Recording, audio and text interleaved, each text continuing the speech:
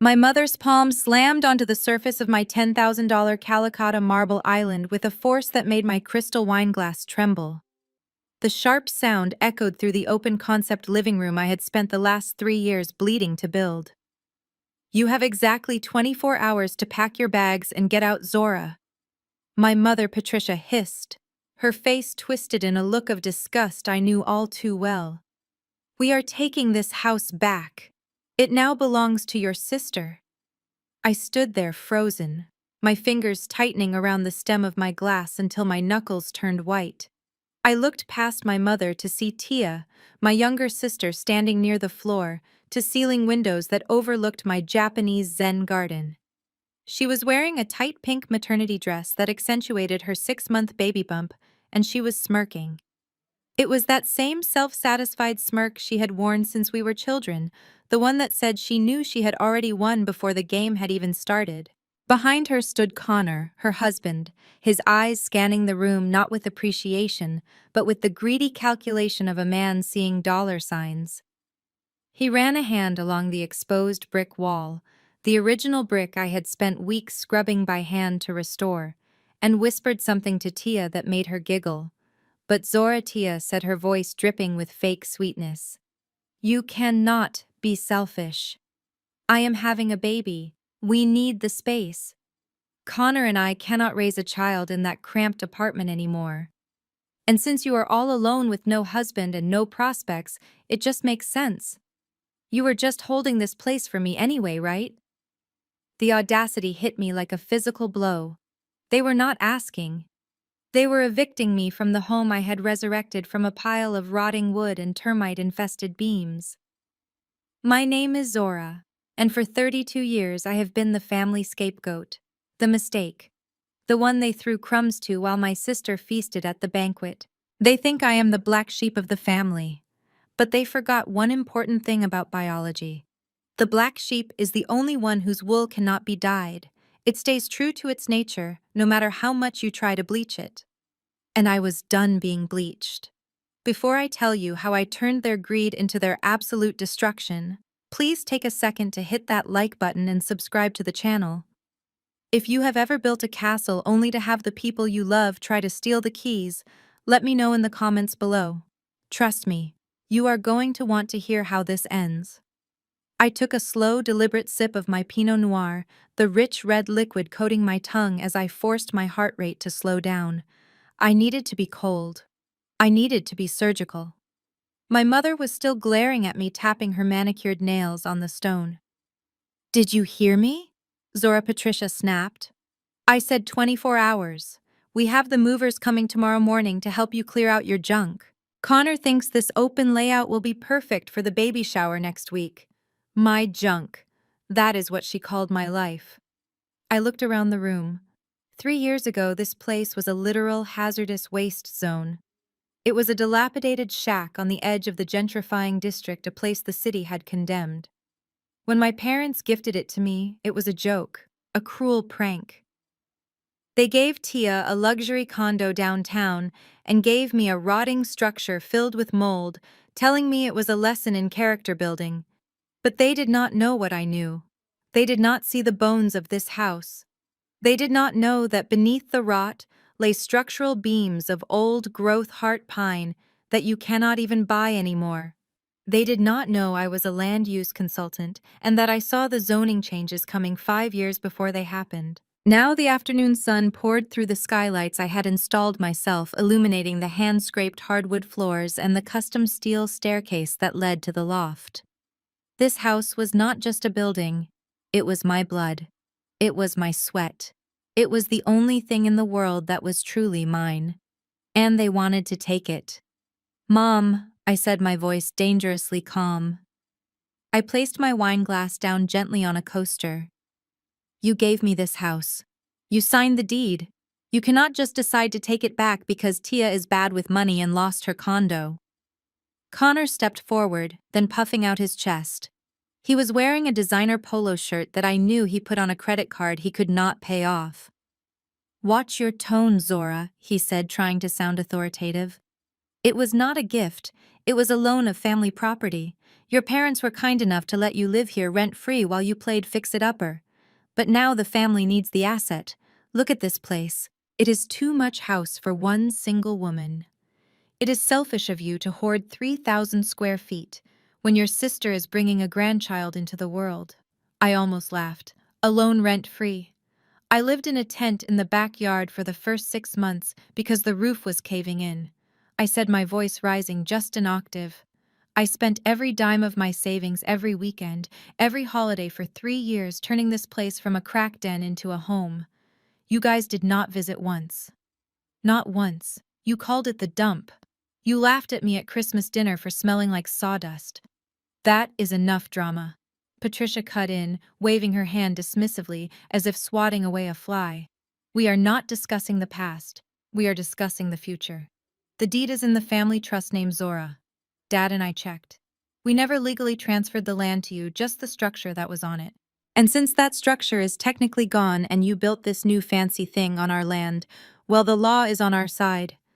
My blood ran cold. So they had planned this.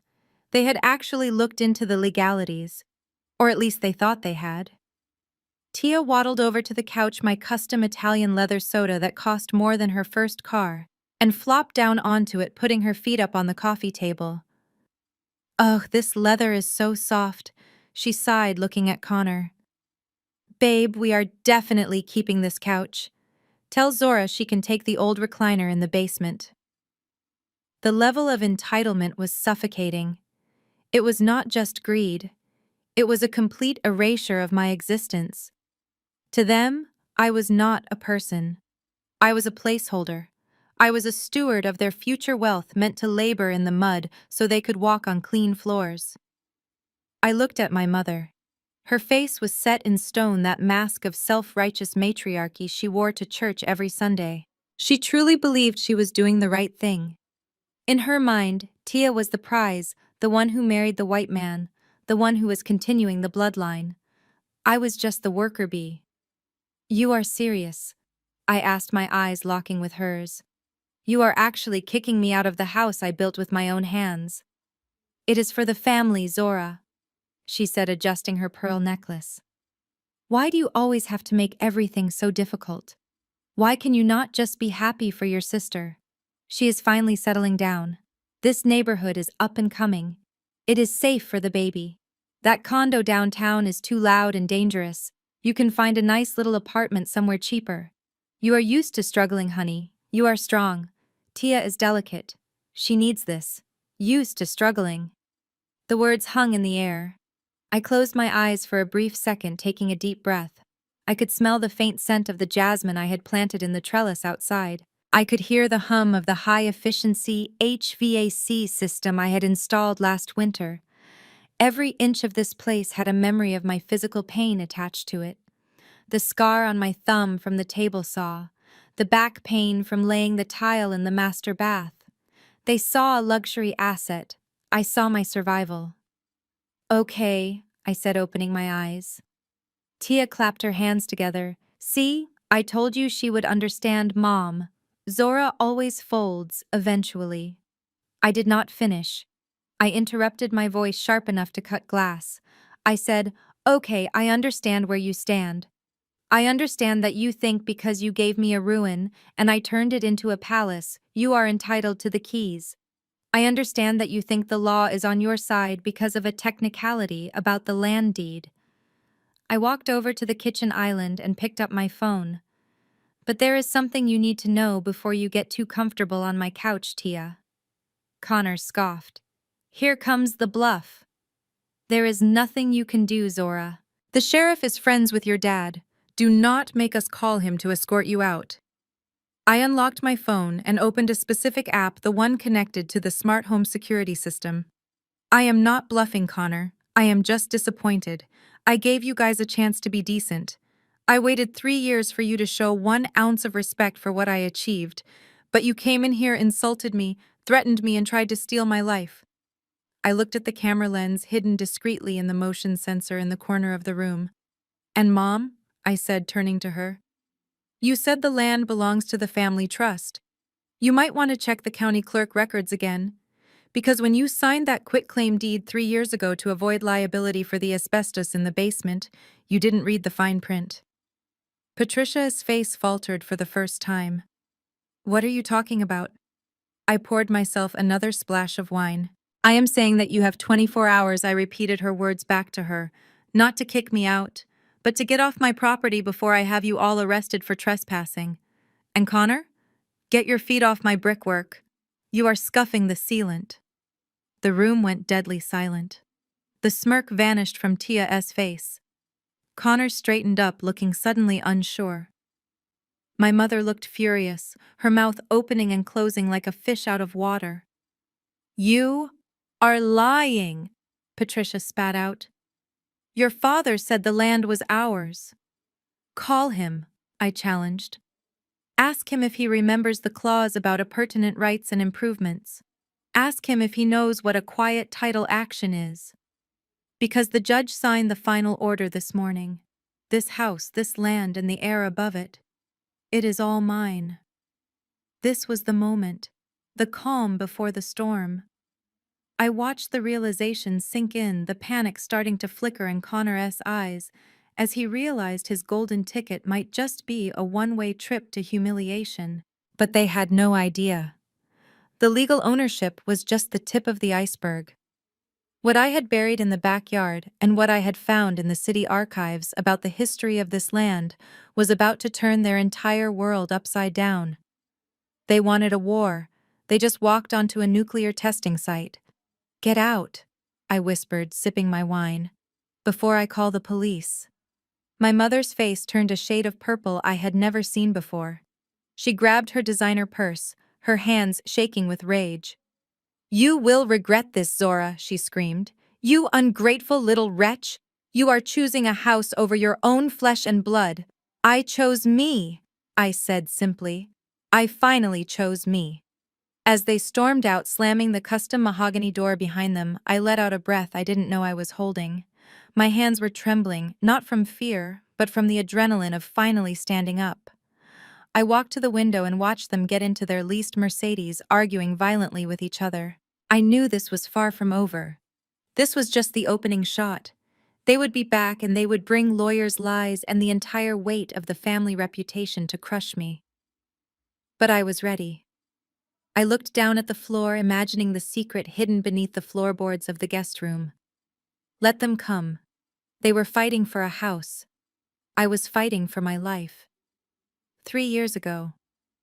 The memory burns in my mind, not because of the pain, but because of the sheer blinding audacity of it. We were sitting in my parents' formal dining room, the one with the silk wallpaper and the mahogany table that cost more than my first car. It was a celebration dinner, they said. A night to discuss the future. The air was thick with the smell of roasted lamb and expensive perfume. My mother Patricia sat at the head of the table, her posture rigid, radiating that specific brand of matriarchal control she had perfected over decades. My father Robert sat opposite her, swirling a glass of aged cognac. Between them sat Tia and Connor, looking like the poster children for unearned success. And then there was me, Zora, seated on the side, feeling less like a daughter and more like an audience member invited to witness a coronation. I remember looking at my hands, noting the absence of jewelry compared to Tia's glittering engagement ring. Connor was practically vibrating with excitement. He had been whispering in my father's ear all evening, talking about crypto markets and leveraging assets using buzzwords he clearly did not understand. But my father ate it up. To him, Connor was the son he never had, the white man who validated our family's ascent into the upper echelon of society. All right, everyone, settle down, my father boomed, tapping his fork against his crystal glass. Your mother and I have been doing some estate planning. We have decided that waiting until we are dead to help our girls is foolish. We want to see you thrive now. We want to give you a head start. Tia squealed, clutching Connor's arm. I kept my face neutral, though a small, foolish part of me sparked with hope. Maybe, just maybe, this was the moment. Maybe they saw how hard I had been working at the city planning office. Maybe they were finally going to acknowledge that I was the one with the career, the ambition, the drive. My mother produced 2 envelopes from her purse. One was thick, creamy, expensive stationery with a gold foil seal. The other was a standard thin manila envelope, slightly wrinkled at the corner. "Tia, baby, you first," Mom cooed, sliding the heavy gold-sealed envelope across the polished wood. Tia tore it open with zero hesitation. A heavy silver electronic keycard slid out along with a glossy brochure. "Oh my God," Tia screamed, jumping up. Is this the Dizzying Heights building, the one downtown?" My father beamed, puffing out his chest. "Penthouse-level condo.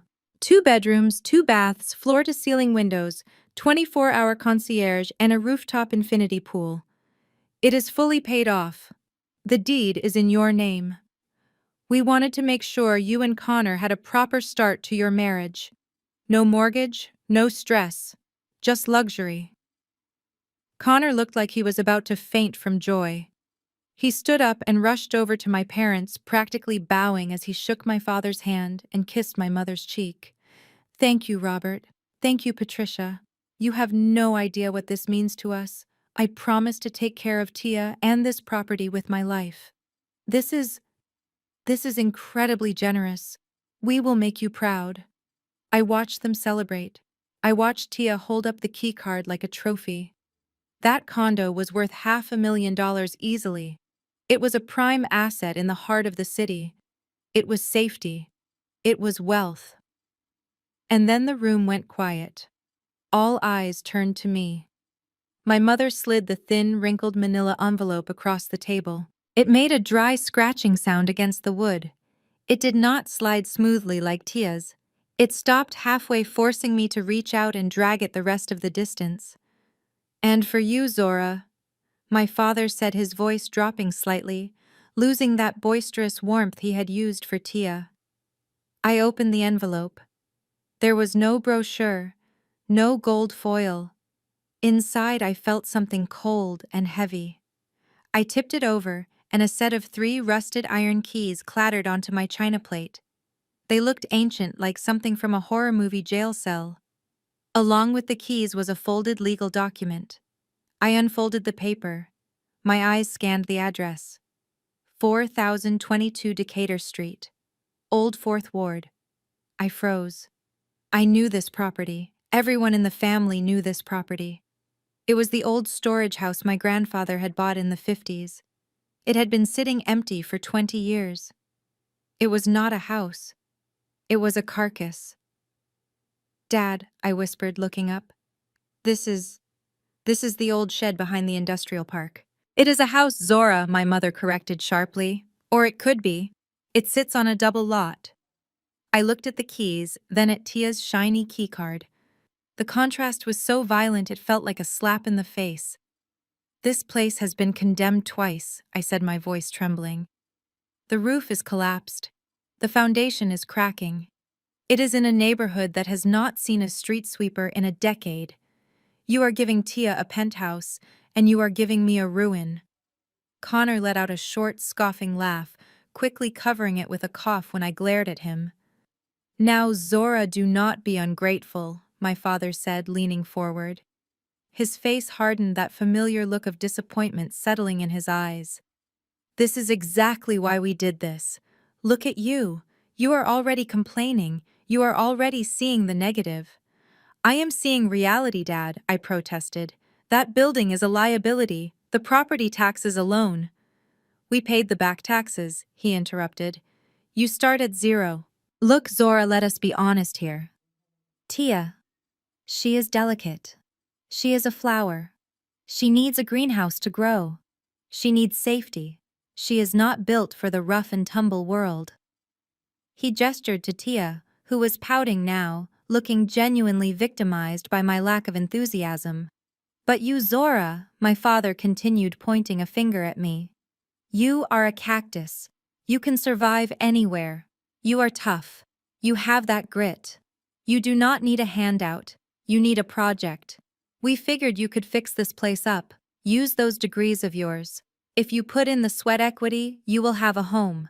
If not, well, at least you learned a lesson. A cactus. He called his daughter a cactus while calling her sister a flower. So I said, fighting back tears, "My inheritance is a construction site in the ghetto, and hers is a luxury suite.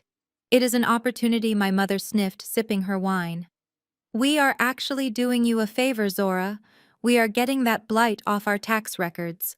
We were going to pay the city to demolish it, but your father said, 'No, give it to Zora. Let her see if she can make something of it.' So really, you are helping us out. Consider it your contribution to the family." I looked at Connor. He was smirking, whispering something to Tia. I could read his lips. Garbage for the garbage girl. My father leaned back, looking satisfied with his own wisdom. "Con, you take the penthouse because you need the status for your business. Zora, you take the shack because you are strong enough to handle the dirt. Consider it doting on Tia and character building for you. Just do us a favor and clean it up before the city finds us again." The room felt small, suffocating. I looked at the rusty keys on my plate sitting next to the congealing lamb fat. They were ugly. They were heavy. They smelled of iron and neglect. But as I stared at them, my planner's mind, the mind that understood land value better than anyone at that table, started to click. 4022 Decatur Street, Old Fourth Ward. I knew something they didn't. I knew the city council was secretly voting on the Beltline expansion project next month. I knew that Blight was exactly 2 blocks away from where the new transit hub was proposed to be. They thought they were giving me trash. They thought they were burdened with a liability. I reached out and closed my hand around the rusty keys. The metal bit into my palm, painful and cold. "Okay," I said softly. "What?" my mother asked, blinking. I said, "Okay," I repeated, looking up. "I will take it. I will take the house. But I want full ownership. I want the deed transferred completely. If I'm going to clean up your mess, I want to own the result." My father laughed, a booming sound that shook the table. "Of course. That is the spirit, Zora. We will sign the quitclaim deed tomorrow. It is all yours. The land, the wood, the rats, everything." He raised his glass. "To Zora, the family janitor." Connor and Tia laughed, clinking their glasses against his. I raised my water glass, my eyes dry, my heart turning into a block of ice. "To the future," I whispered. I did not tell them. I did not tell them that the garbage they just handed me sat on a zoning quirk that allowed for commercial overlay. I did not tell them that while Tia's condo would depreciate with HOA fees and market saturation, the land beneath that shack was about to become the most valuable dirt in Atlanta. I took their insult, I swallowed their contempt, and I squeezed those rusty keys until I drew blood. Because I knew even then that the only way to win against people like this was to take what they discarded and turn it into something they could never afford. The memory fades, dissolving back into the sharp, high-definition reality of my living room. That was 3 years ago. They thought they were burying me. They did not know I was a seed. And now, standing in the house that grew from that seed, I watched them drive away, realizing that the harvest had finally come. And they were not invited to the feast. The reality of our inheritance hit us both the next morning, but in very different ways. While Tia was waking up to sunlight streaming through floor-to-ceiling tempered glass windows overlooking the city skyline, I was waking up to the smell of mildew and the sound of rats scurrying inside the walls. I parked my 10-year-old sedan in front of 4022 Decatur Street. The property looked even worse in the daylight. The yard was a jungle of waist-high weeds and rusted car parts. The front porch sagged dangerously to the left, looking like a mouth with missing teeth. I had to use both hands and my shoulder just to force the front door open. Inside, the air was thick enough to chew on. It smelled of stagnant water, rotting wood, and something sharp and chemical. As I stepped onto the floorboards, they groaned in protest. I looked down and saw daylight peeking through the cracks in the floor. Meanwhile, 5 miles away in the city center, Tia was live streaming her first morning. "Hey guys, welcome to my new crib. She chirped into her phone, spinning around to show off the open concept living room. Look at this view. Connor and I are just so blessed. My parents are literally the best. I watched her story later that night while sitting on a Home Depot bucket eating a cold sandwich. In the video, Connor walked into the frame, wrapping his arms around her waist. "This is just the beginning, baby," he said, looking at the camera with that slick salesman grin. "We are going to fill this place with the best Italian furniture. I am talking custom leather imported marble. My crypto portfolio is about to moon, so money is literally no object." He was talking about spending thousands on couches, while I was calculating if I could afford a gallon of bleach. I spent that first week clearing out the debris. And it was not just trash, it was dangerous. I found used needles tucked into the crevices of the windowsills. I found a colony of black mold behind the kitchen sink that looked like something out of a science fiction horror movie. Every time I peeled back a layer of the house, I found another disaster waiting for me. One afternoon, while I was tearing down the water-damaged drywall in what was supposed to be the master bedroom, my phone buzzed. It was a notification from the family group chat. Tia had posted a photo of a receipt. $17,000 for a sectional sofa. Caption: "Only the best for our new sanctuary. Thanks Mom and Dad for the housewarming gift." My stomach twisted. I looked up at my ceiling. Or rather, what was left of it.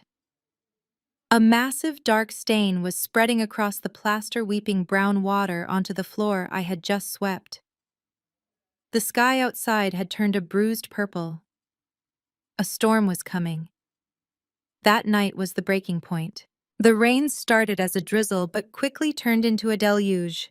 Within minutes, the house was not just leaking, it was bleeding. Water poured in through the light fixtures. It ran down the chimney. It pooled in the corners of the room where I had set up my sleeping bag because I could not afford a hotel. I grabbed every pot, pan, and bucket I had, running around like a madwoman trying to catch the water. But it was too much. I was losing. The house was drowning, and I was going down with it. Shivering, wet, and exhausted, I dialed my father's number. "Hello." He answered on the third ring. I could hear jazz music and laughter in the background. They were at a party, probably Tia's housewarming. "Dad," I said, my voice cracking. "I need help." "Zora, what is wrong? Is everyone okay?" "It is the house, Dad. The roof. It is completely shot. It is raining inside. I have water coming through the electrical sockets. I need to hire a contractor to put a tarp on it tonight, or the whole second floor might collapse." There was a pause.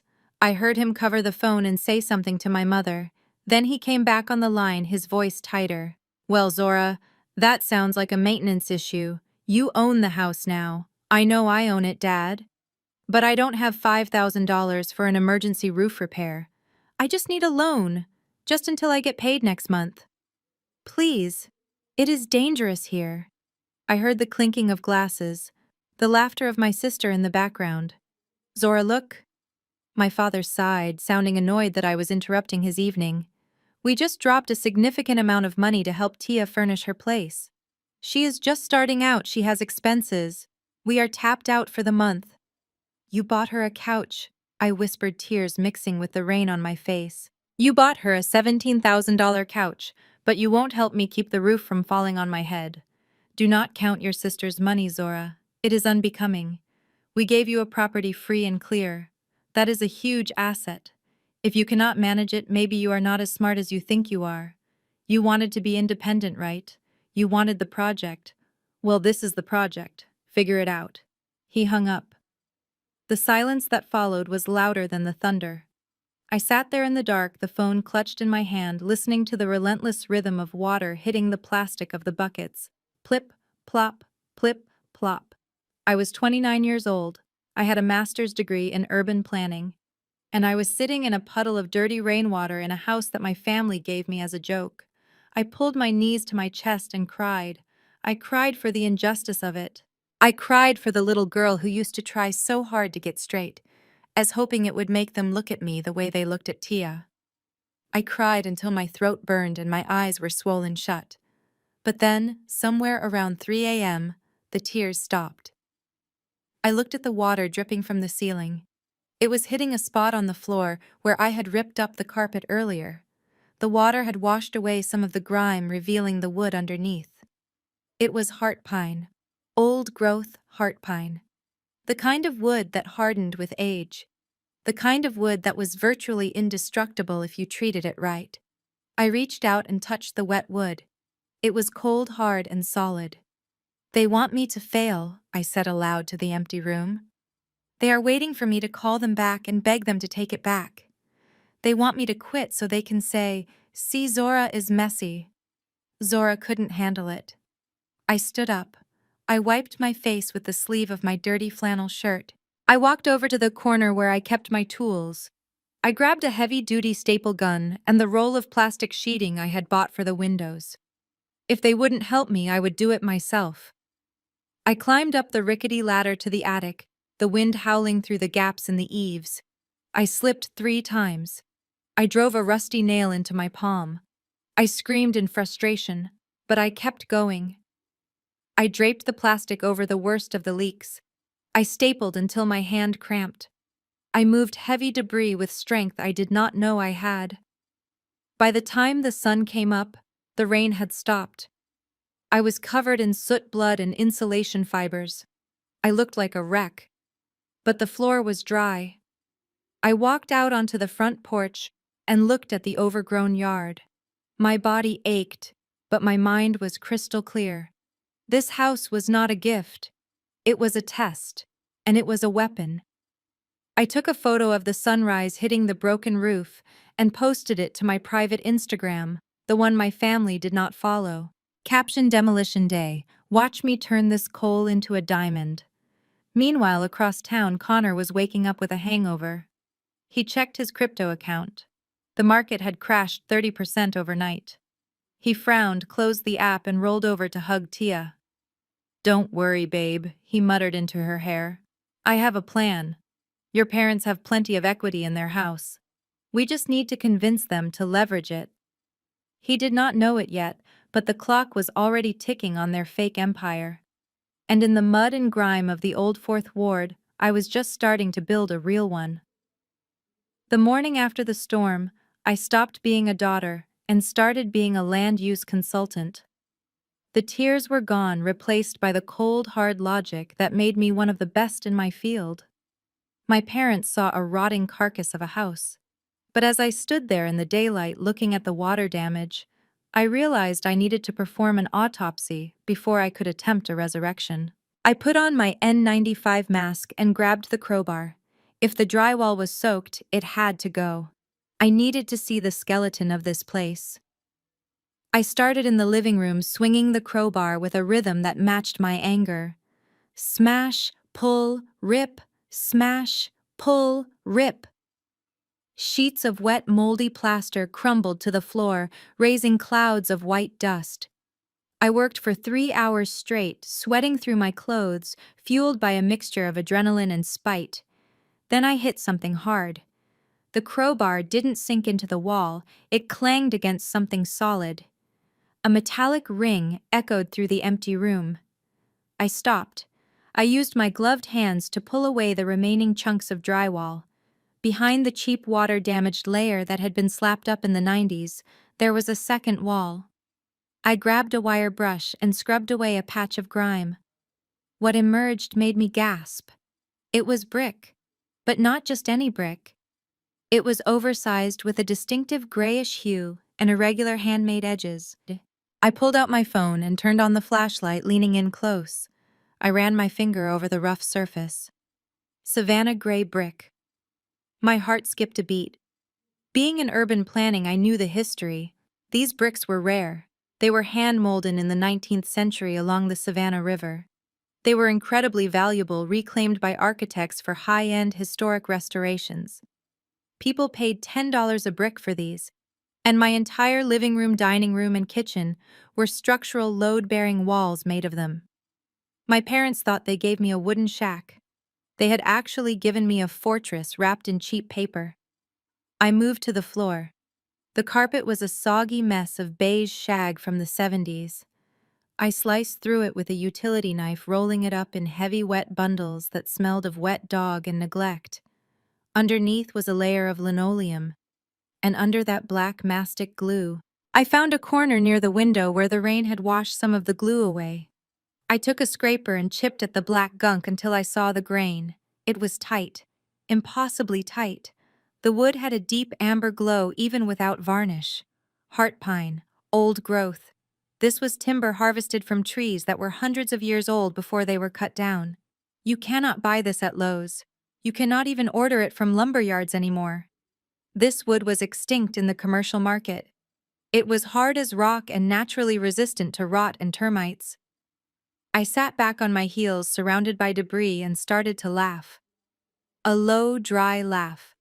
The value of the materials alone was worth more than Tia's entire condo. If I stripped this house and sold it for parts, I would walk away with 6 figures. But I wasn't going to strip it. I was going to polish it. But the biggest discovery was yet to come. I moved to the fireplace. It was a massive, soot-choked monstrosity that took up half the wall.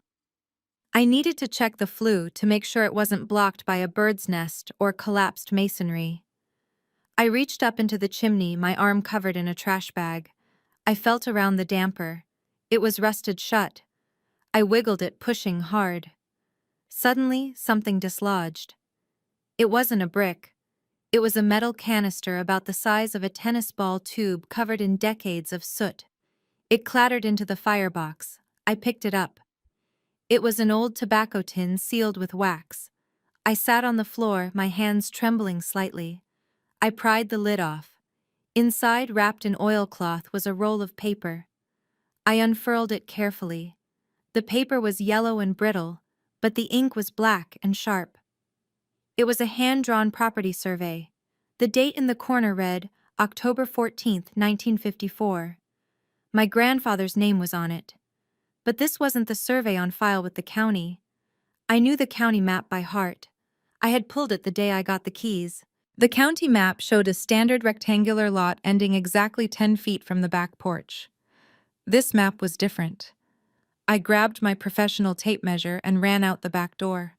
I waded through the waist-high weeds, counting my steps, looking for the iron pins that surveyors use to mark corners. According to the county, my property ended at the old oak tree. But according to this map, the property line extended another 6.5 feet beyond the tree. Why did 6 feet matter? Because directly behind that oak tree was a drainage ditch, and behind that drainage ditch was the abandoned rail line. My brain shifted into overdrive. I ran back inside and booted up my laptop, tethering it to my phone's hotspot. I logged into the city's private planning server using my credentials. I pulled up the Atlanta Beltline Overlay District Phase 4 proposal. My hands flew across the keyboard. I overlaid the proposed transit map with my grandfather's 1954 survey. The blood rushed in my ears. The city was planning to build a pedestrian access ramp for the new light rail station, and according to their current maps, they thought they were building it on city-owned easement land. But if this 1954 survey was valid, and it looked like the original stamped deed that had never been digitized, then the city didn't own that land. I owned it. Those extra 6 feet were not just dirt, they were the bottleneck. The city could not build the station entrance without crossing that strip of land. I stared at the screen, my breath catching in my throat. This wasn't just a house anymore. This was a strategic choke point for a $100 million infrastructure project. If I could prove this survey was the true legal description, I held the golden ticket. The city would either have to pay me a fortune for an easement, or, and this was the better option, I could negotiate for a zoning variance. I could get this property rezoned from residential to mixed-use commercial. That would skyrocket the value from $50,000 to over $2 million overnight. I looked at the fireplace where the map had been hidden for 70 years. My grandfather must have known. He must have bought that extra strip from the railroad company back in the 50s and hidden the deed waiting for the right time. But he died before the city expanded, and now his son, my father, had handed it to me because he thought it was trash. I carefully rolled the map back up and placed it in my waterproof document safe. My parents thought they were punishing me. They thought they were sending me to the slums. Instead, they had just handed me the keys to the kingdom. But I had to be careful. If they knew what I had found, they would fight to annul the quitclaim deed. They would claim it was a mistake. They would drag me to court. I needed to secure the title. I needed to make my ownership bulletproof. I picked up my phone and dialed a number. It wasn't my dad. It wasn't Tia. It was Marcus, the best real estate attorney in the state, a man I had worked with on 2 city council projects. Marcus, I said when he picked up. Do not ask me how, but I need to file a quiet title action immediately. And I need you to fast-track a historical preservation easement on a property in the old 4th Ward. You bought a house, Marcus asked, sounding surprised. No, I said, looking at the Savannah gray brick walls that were going to make me rich. I didn't buy a house. I just acquired a bank vault. I need you to help me lock the door before anyone else realizes what is inside. I hung up and looked around the dusty, broken room. For the first time in my life, I didn't see what was missing. I saw exactly what was there. I walked over to the wall and patted the rough brick. You and me, I whispered to the house. We are going to teach them a lesson they will never forget. But first, I had to fix the roof. And I had to do it without letting anyone know that I was sitting on a gold mine.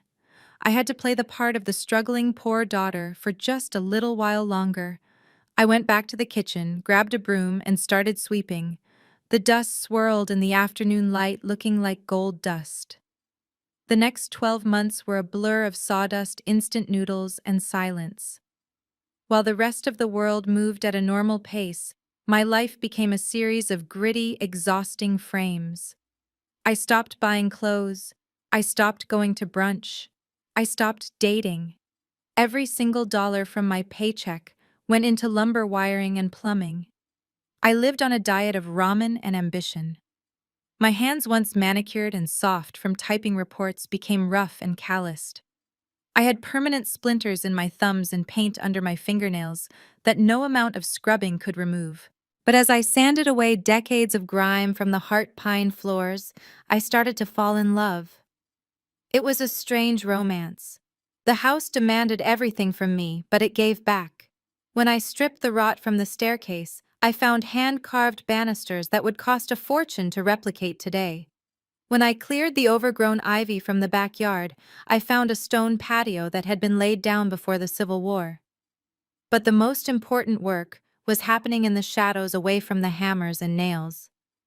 It was happening at the county clerk's office. I filed for a quiet title action. It is a legal maneuver used to establish clear ownership of a property when there are gaps or questions in the history.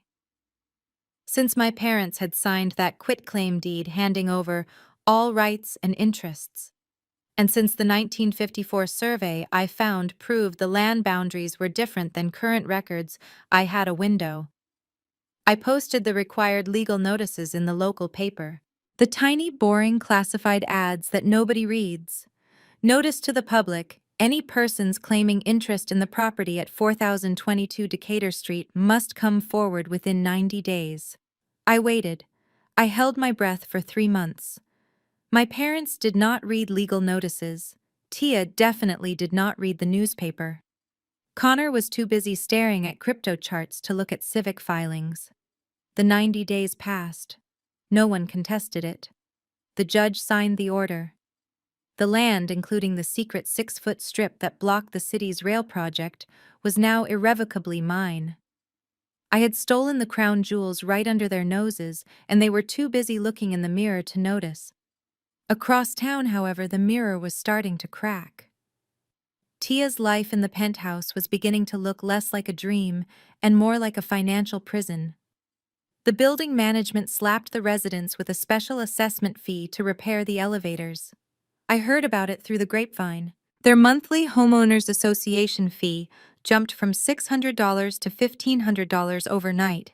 That is $1,500 just for the privilege of owning the apartment before the mortgage, before utilities, before food. Connor, of course, was not helping. He had quit his sales job 2 months after the wedding, claiming he needed to focus on his consulting brand. In reality, he was spending his days day trading on margin and buying sneakers. I saw the cracks form during my mother's 60th birthday party.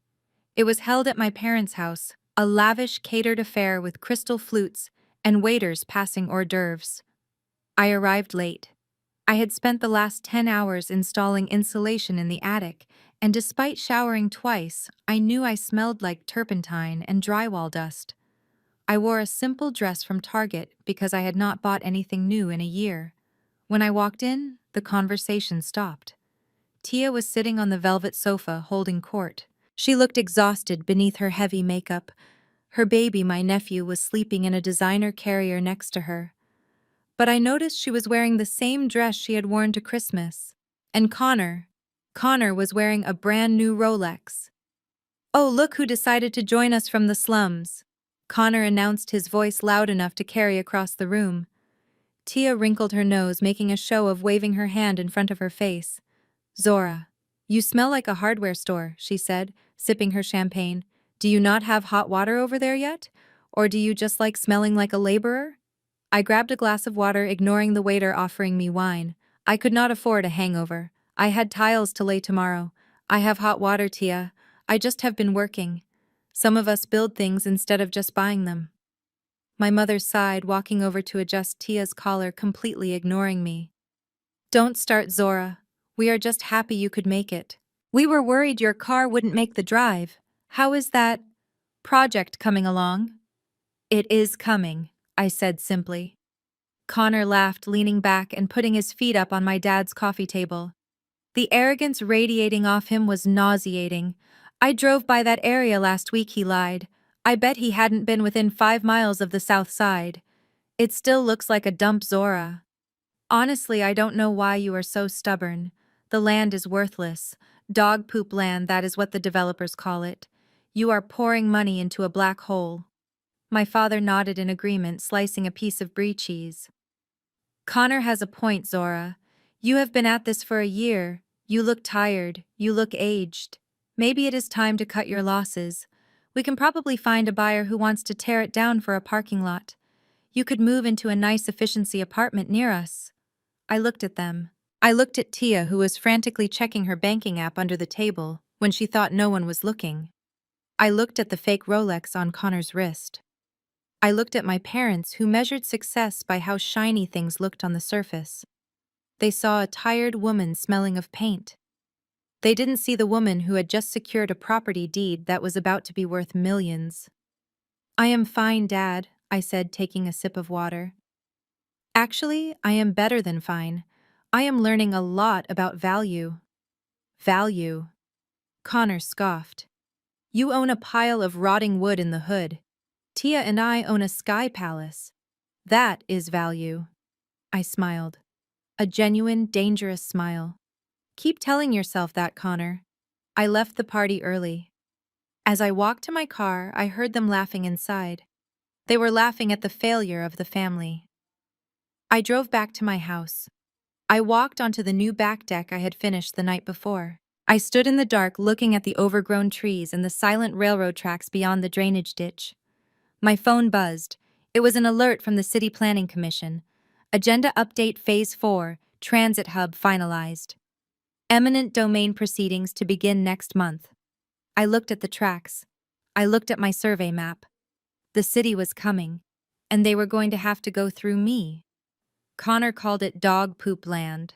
I called it the checkmate. I went back inside, picked up my sander, and turned it on. The noise drowned out the memory of their laughter. I had work to do, because when the suits from the city arrived, I wanted them to be standing on the most beautiful porch in Atlanta when I told them the price. 2 months later, the wolf finally shed his sheep's clothing. But he did not do it with a growl. He did it with a smile and a laser pointer. We were gathered in my parents' formal living room for what Connor called an investment opportunity exclusive to family. He had set up a projector screen in front of the fireplace, blocking the family portraits. The room was dark, illuminated only by the blue light of the slide presentation. I sat in the corner, nursing a glass of water. I had just come from a meeting with the city zoning board, where I had successfully argued for a variance on a commercial lot downtown. I was tired, but my mind was sharp. Connor stood in the center of the room.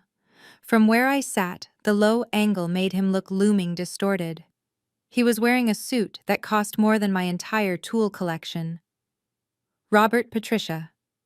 He began using my parents' first names to sound like a peer rather than a son-in-law.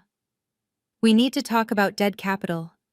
You are sitting in this beautiful home fully paid off, which is commendable.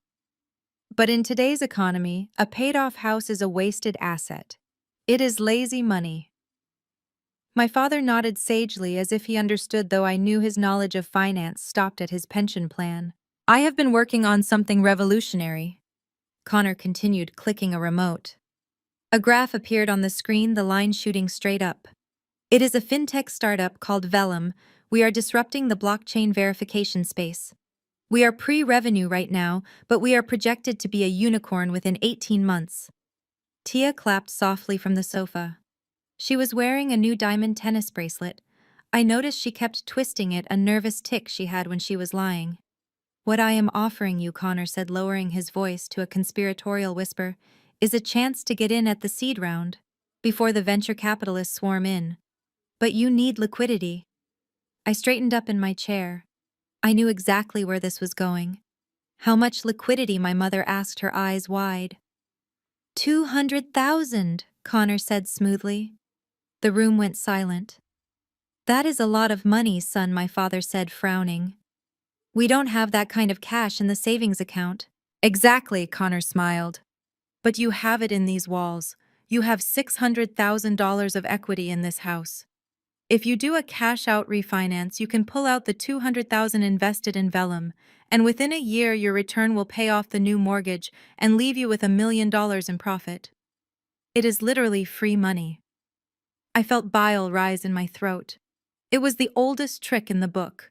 Leverage your safe home to gamble on a vaporware fantasy. I stood up. May I see the prospectus? I asked, walking into the light of the projector. Connor's smile faltered for a fraction of a second before recovering. Zora, this is high-level stuff. I am not sure you would understand the technicalities. Stick to hammers and nails. I held out my hand. The business plan, Connor. If you are asking my parents to mortgage their retirement home, surely you have a filed business plan with audited financials, or at least a proof of concept. He sighed dramatically and handed me a glossy binder. I opened it. It was full of stock photos of people shaking hands and buzzwords like synergy, paradigm shift, and decentralized ledger. There were no balance sheets, no list of developers, no SEC filings. This is not a business plan, I said, slamming the binder shut. This is a brochure. Zora, please, Tia snapped. You are just being negative because you don't understand tech. Connor is a visionary. I turned to my parents. Mom, Dad, listen to me. This is dangerous. He is asking you to put a lien on your home for a company that does not exist. If this fails, and statistically 90% of startups fail, the bank will foreclose on this house. You could lose everything. My father looked at Connor, then at me. Zora. Connor explained that the risk is hedged, my father said, repeating a word he clearly just learned. There is no hedge. I argued, my voice rising. Look at the numbers. He is paying himself a salary of $15,000 a month from the seed money. He is not using your investment to build software. He is using it to pay his own credit card bills. Connor stepped forward, invading my personal space. That is a serious accusation, Zora. Just because you are struggling to fix up that shack does not mean everyone else is broke. Tia and I are doing very well. We just want to share the wealth. Are you? I challenged. I turned to Tia. If you are doing so well, why did I see a final notice from American Express in your trash can when I used your bathroom last week? Tia turned pale. She stood up, covering her baby bump protectively. You went through my trash. You are psychotic. I saw it sitting on top. Tia, it said past due. You guys are drowning in debt because of that condo and the lifestyle you are faking. And now you want to drag mom and dad down with you. That is enough, my mother shouted, standing up. She walked over and stood next to Connor, placing a hand on his arm. Zora, you are jealous. It is ugly, and it is sad. Jealous. I laughed in disbelief. I am trying to save you from homelessness. You are jealous because Connor is successful, my mother hissed. You are jealous because he is smart, sophisticated, and he knows how the world works. He is a businessman. You are playing in the dirt. My father chimed in, his voice cold. We trust Connor. He has a vision. He is going to take this family to the next level. You have always been too cautious, Zora, too small-minded. That is why you are alone in that drafty house while your sister is living in luxury. I looked at Connor. He was smirking at me over my mother's shoulder. It was a look of pure triumph. He knew he had them. He knew that their desire to be associated with his whiteness, his perceived status, and his confidence outweighed any logic I could offer. They wanted to believe in the fairy tale so badly that they were willing to sign their death warrant. Fine, I said, dropping the binder on the coffee table. It landed with a heavy thud. Sign the papers, mortgage the house, give him every penny. But when the bank comes to put a padlock on this front door, do not call me. I picked up my purse. And Connor, I said, pausing at the door. I hope that salary covers your legal fees. Because running a Ponzi scheme is a federal crime. Get out, Tia screamed, throwing a throw pillow at me. It missed and hit the expensive vase by the door. I walked out into the cool night air. My heart was pounding, but my conscience was clear. I had tried. I had really tried. As I drove away, I saw through the window that my father was already reaching for a pen. He was signing the documents. He was signing away 30 years of equity, 30 years of security, just to feel like a big shot for 5 minutes. I drove straight to my house, my real house. I walked inside and turned on the lights. The space was transformed. The floors gleamed with a satin finish. The exposed brick was sealed and warm. The kitchen counters were polished concrete that I had poured myself. I sat down at my kitchen island and opened my laptop. I logged into the county property records. I set up an alert for my parents' address. I wanted to know exactly when the lien was recorded. Then I opened my own bank account. Balance $102. It looked pathetic compared to the $200,000 Connor just scammed out of my parents. But it was mine. And unlike them, I was sitting on a secret that was about to add 6 zeros to that number. My phone buzzed. It was a text from Tia. You are dead to us. Mom says you are not invited to the baby shower. Don't bother coming to Thanksgiving either. I didn't reply. I simply deleted the thread. They thought they were cutting me off. In reality, they were cutting themselves loose from the only life raft they had. The next morning, I went to the mailbox. There was a letter from the city planning department. It was addressed to the occupant. They still didn't know I was the owner. I opened it. It was the official notice of intent to acquire via eminent domain. They were offering $55,000 for my property. I laughed, a loud, full-belly laugh that echoed off the high beams of my ceiling. 55,000. They thought I was just some ignorant squatter living in a teardown. They had no idea I had the 1954 survey. They had no idea I had the quiet title. And they certainly had no idea that I knew the city's construction schedule was so tight that a delay of even 1 month would cost them millions in contractor penalties. I was not going to delay them for a month. I was going to hold them hostage until they paid me what I was worth. But first, I needed to let Connor hang himself. I spent the next few weeks watching from a distance. I saw Tia posting photos of a new Range Rover. Hubby surprised me, she captioned it. I saw my mother posting about her investment portfolio and how proud she was of her son-in-law. They were spending the money. They were burning through the equity like it was infinite. Meanwhile, I was meeting with Marcus, my lawyer. We were drafting a counter-offer to the city. We are not asking for $55,000, Marcus said, looking at my research. Zora, based on the commercial overlay and the strategic value of the rail access, we can ask for 2.5 million. 2.8. I corrected him. I want 2.8. That covers the tax burden and gives me enough to buy a villa in Italy. Marcus smiled. I like how you think. But then he hesitated. There is one problem, Zora. When we file this response, it becomes public record.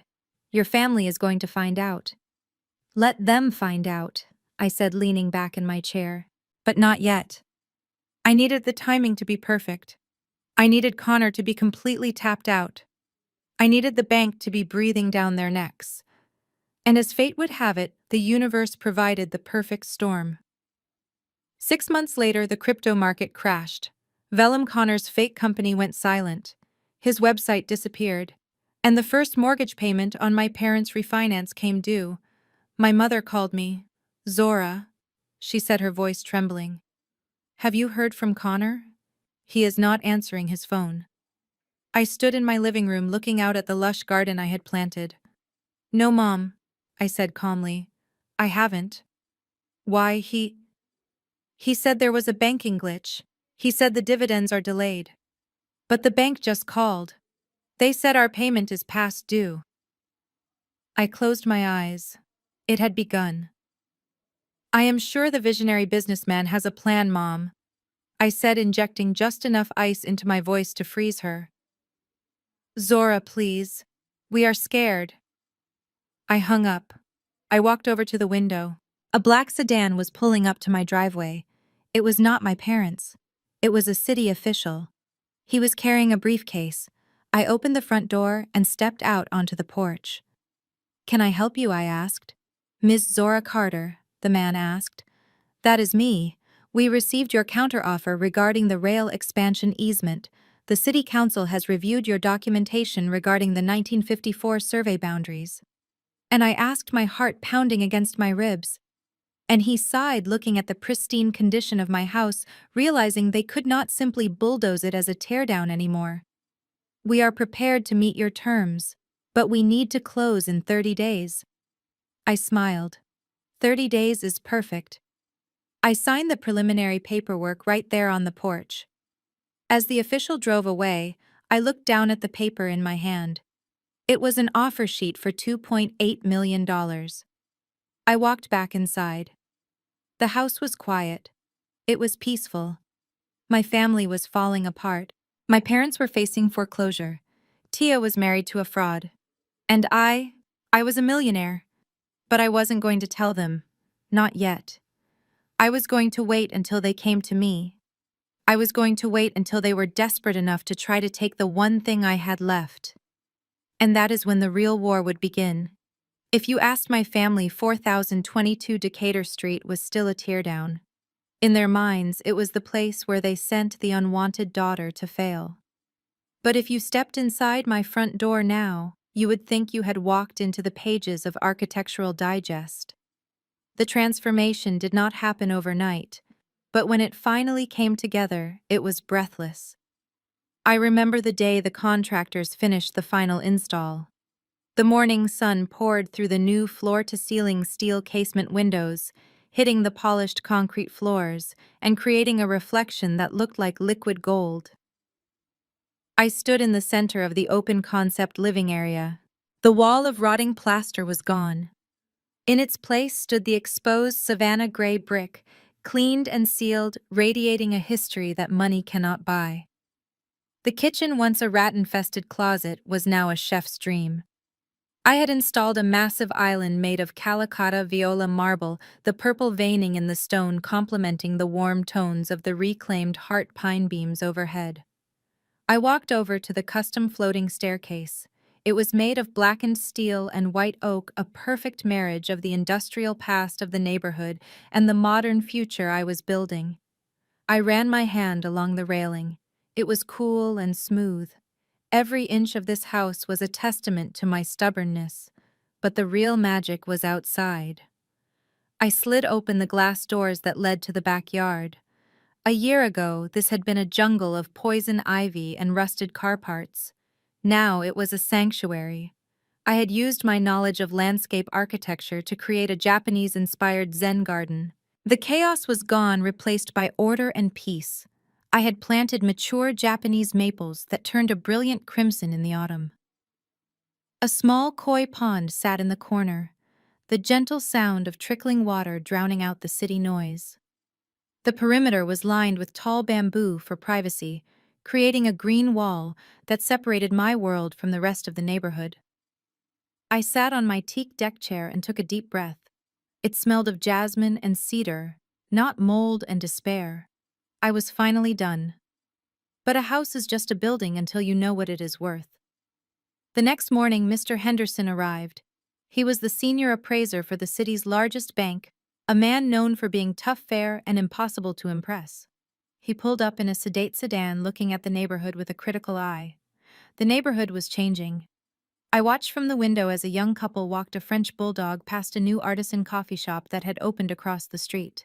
The liquor store on the corner had been replaced by a yoga studio. Gentrification had arrived just as the city plans had predicted. Mr. Henderson walked up the front path, adjusting his glasses. I opened the door. "Good morning, Mr. Henderson," I said. "Welcome to the teardown." He stepped inside and stopped dead in his tracks. I watched his eyes travel up to the 20-foot vaulted ceilings, then down to the wide plank floors, then over to the custom lighting fixtures. "Ms. Carter," he said, his voice hushed. "This is unexpected." He spent 2 hours walking through the property. He took hundreds of photos. He measured every room twice. He tapped on the walls. He checked the HVAC system. He inspected the foundation. When he finally sat down at my kitchen island, he took off his glasses and rubbed the bridge of his nose. "I have appraised 3,000 homes in Atlanta. Ms. Carter," he said, opening his laptop. "I have seen mansions in Buckhead and penthouses in Midtown, but I have never seen a restoration like this. You respected the bones of the structure while modernizing the function perfectly." He turned the screen toward me. "Now, normally a house in this zip code would cap out at around 400,000. The comps just aren't there yet." My heart sank slightly. Had I overimproved the property? However, Mr. Henderson continued, a small smile playing on his lips. "You are sitting on a goldmine of location. I see here that the new subway station entrance is slated to be built exactly 2 blocks north, and the pedestrian greenway will run directly behind your lot line." He typed a few numbers into his spreadsheet. "Commercial developers are already buying up the lots adjacent to the station.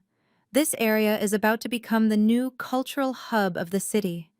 Because you have the double lot and because of the historical preservation status you secured, your property tax is frozen, but your market value is uncapped." He hit enter. A number flashed on the screen. "Conservative estimate," Mr. Henderson said. $2.8 million. If a bidding war starts, you could easily clear 3. I stared at the number. 2.8 million. My parents had given me this house because they wanted to humble me. They wanted to teach me a lesson about my place in the world. And in doing so, they had handed me a winning lottery ticket. "Thank you, Mr. Henderson," I said, keeping my voice steady despite the fireworks exploding in my chest. "Please send the official report to my encrypted email." After he left, I poured myself a glass of wine. I should have been screaming with joy. I should have been calling everyone I knew. I should have posted a video tour on Instagram with the caption, "Look at me now." But I didn't. I thought about Tia. At that very moment, she was probably posting a photo of a designer handbag she couldn't afford, desperate for likes, desperate for validation from strangers. Her entire life was a performance. She lived for the audience. I decided to do the opposite. I decided to move in silence.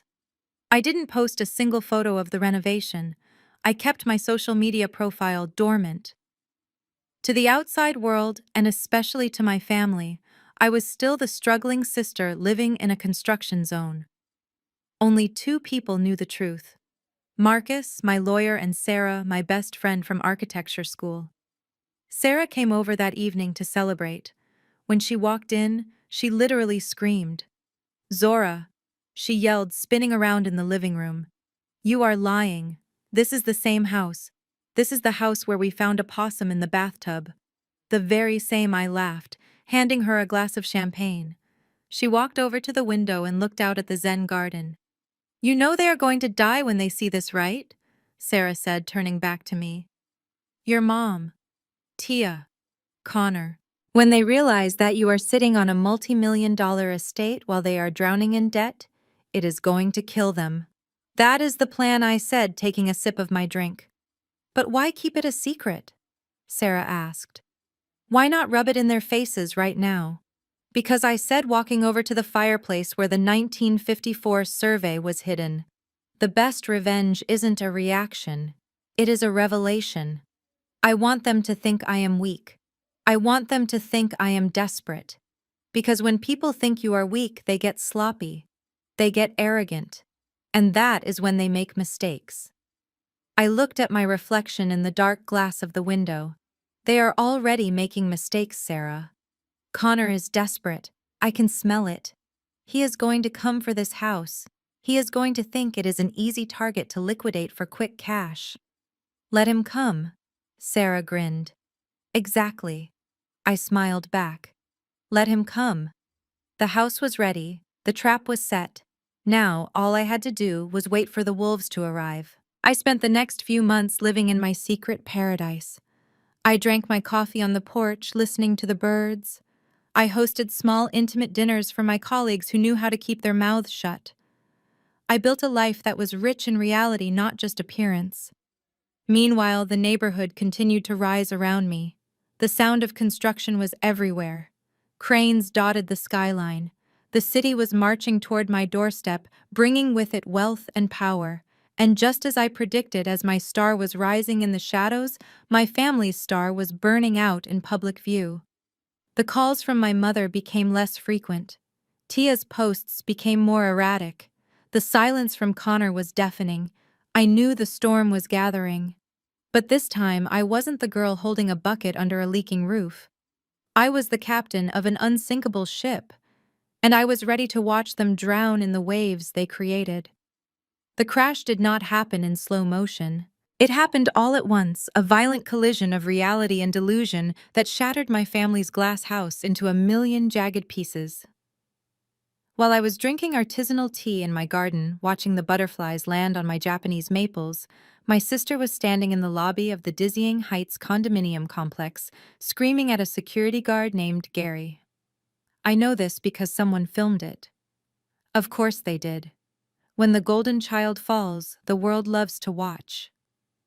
The video was sent to me by an old acquaintance who lived in the same building. I watched it on my phone, feeling a strange mixture of pity and vindication. In the video, Tia is wearing oversized sunglasses and a tracksuit that costs more than most people's rent. She is shoving her silver keycard against the scanner of the glass turnstile. The light flashes red. Denied. She tries again. Red. Denied. "Open the gate." Gary, Tia screeches, her voice cracking. "It is broken again. Fix it." Gary, a man Tia had likely never looked in the eye during her entire residency, stands behind his marble podium with his arms crossed. He does not look eager to help. He looks tired. "I cannot do that, Mrs. O'Connell." Gary says, his voice flat. "Management has deactivated your fob. You have been barred from the premises effective immediately." Barred. Tia laughs, a high-pitched, hysterical sound. "I live here. My husband owns the penthouse. Open the gate or I will have you fired. I will call the board. I will have your job." Gary picks up a clipboard. He does not look intimidated. He looks at a piece of paper. The board is the one who deactivated the fob, ma'am. Unit 42A is 6 months behind on HOA fees. The total outstanding balance is $9,400, plus late fees, plus legal fees. The lien was perfected yesterday. You are no longer permitted entry until the balance is paid in full. The phone camera zooms in on Tia's face. The blood drains from her cheeks. 9,000. That is impossible. Connor pays the bills. Connor handles everything. Mr. O'Connell has not paid a bill since February, Gary replies, and the bank sent a foreclosure notice this morning. The sheriff is scheduled to execute the eviction order on Friday. You cannot go up there.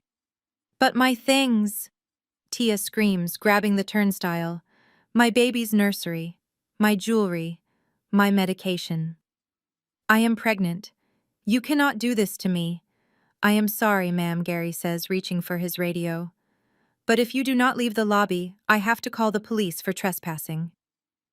The video cuts out as Tia bursts into tears, collapsing onto the cold marble floor, in a heap of designer fabric and humiliation. I put my phone down on my kitchen island. The silence in my house felt heavy. So it was true. The facade had not just cracked. It had completely collapsed. Connor had not just stopped paying the mortgage. He had stopped paying everything. The condo fees, the utilities, probably the car payments too. He had been playing a shell game, moving money from one credit card to another, robbing Peter to pay Paul, all to keep up the appearance of a tech mogul. And now the music had stopped. I barely had time to process the video before the second shoe dropped. I opened my laptop and checked the local business news. It was the lead story. Local tech entrepreneur investigated for securities fraud. There was Connor's face smiling, that slick, confident smile. The article detailed how his startup Vellum was nothing more than a classic Ponzi scheme. He had taken seed money from friends, family, and gullible local investors, promising huge returns from a blockchain algorithm that did not exist. Instead of coding, he had been spending the money on luxury cars, trips to Miami, and ironically, donations to high society charities to find more victims. The article mentioned that the SEC had frozen all associated assets. That meant my parents' money. The $200,000 they had pulled out of their home equity, it was gone, vaporized, frozen in a federal investigation that would take years to resolve if there was even anything left to recover. My phone started ringing. It was my mother. I stared at the screen. I debated not answering. I could just let them drown. I could sit here in my fortress of brick and heart pine and let the consequences of their greed wash them away. But I needed to know the extent of the damage. I needed to know their next move. I swiped answer. Zora. My mother's voice was unrecognizable. It was small, frail, and terrified. I saw the news, Mom. I said, keeping my voice neutral. He lied to us, she sobbed. He lied about everything. The bank called your father. They are calling the loan Zora. Because Connor stopped making the payments on the refinance 3 months ago. We didn't know. He said he set up autopay. He said he was handling it for us as a thank you. I closed my eyes. Of course he did. He intercepted the mail. He changed the contact email. He milked them dry and left them holding the bag. Where is Tia? I asked. She is here, Mom cried. She took a cab here. She has nothing, Zora. Just the clothes on her back. She is hysterical. The stress, the baby. We are so worried. And Connor. He is gone. His phone is disconnected. Tia says he packed a bag this morning and said he had a meeting in Dubai. He ran Zora. He abandoned her. He abandoned us. I walked over to the window. The sky was turning gray. A storm was coming, both literally and metaphorically.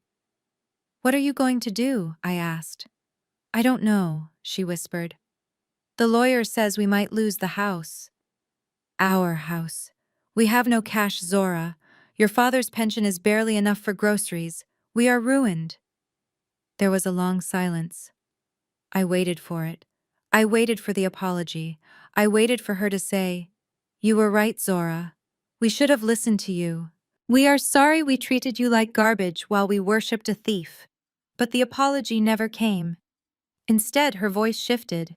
It gained a sudden, desperate edge. Zora, we need to talk about the Decatur Street house. I stiffened. Here it comes. What about it? Well, Dad and I were talking. It is a big place. It has 4 bedrooms now, right? Since you fixed it up? 2 bedrooms and a loft, I corrected. And a study. That is plenty, she rushed on. Look, honey, this is an emergency. Family helps family. We need a place to stay while we sort this legal mess out. And Tia cannot be under this stress. She needs a calm environment. Your garden, that quiet street, it is perfect for her. I gripped the phone tighter. Are you asking to move in with me? I am telling you that we are coming, she said, her tone shifting from pleading to demanding. It is the only solution. We are selling our furniture to pay for a lawyer for Tia. We are going to put our house on the short sale market to avoid foreclosure. We need a landing pad. You want to bring the whole circus to my house? I said, my voice cold. After you told me I wasn't invited to Thanksgiving. After Tia called me a squatter. Zora, stop being petty, she snapped. This is life and death. Your sister is pregnant and alone. Her husband is a criminal. We are victims here. You are victims of your own greed, I said. I warned you. I sat in that living room and told you exactly what he was. You called me jealous. We made a mistake. Is that what you want to hear? We made a mistake. But that house, technically Zora, that house is still family property. We never finalized the transfer of the land. Remember, I almost laughed. They still believed that lie. They still thought they held the cards.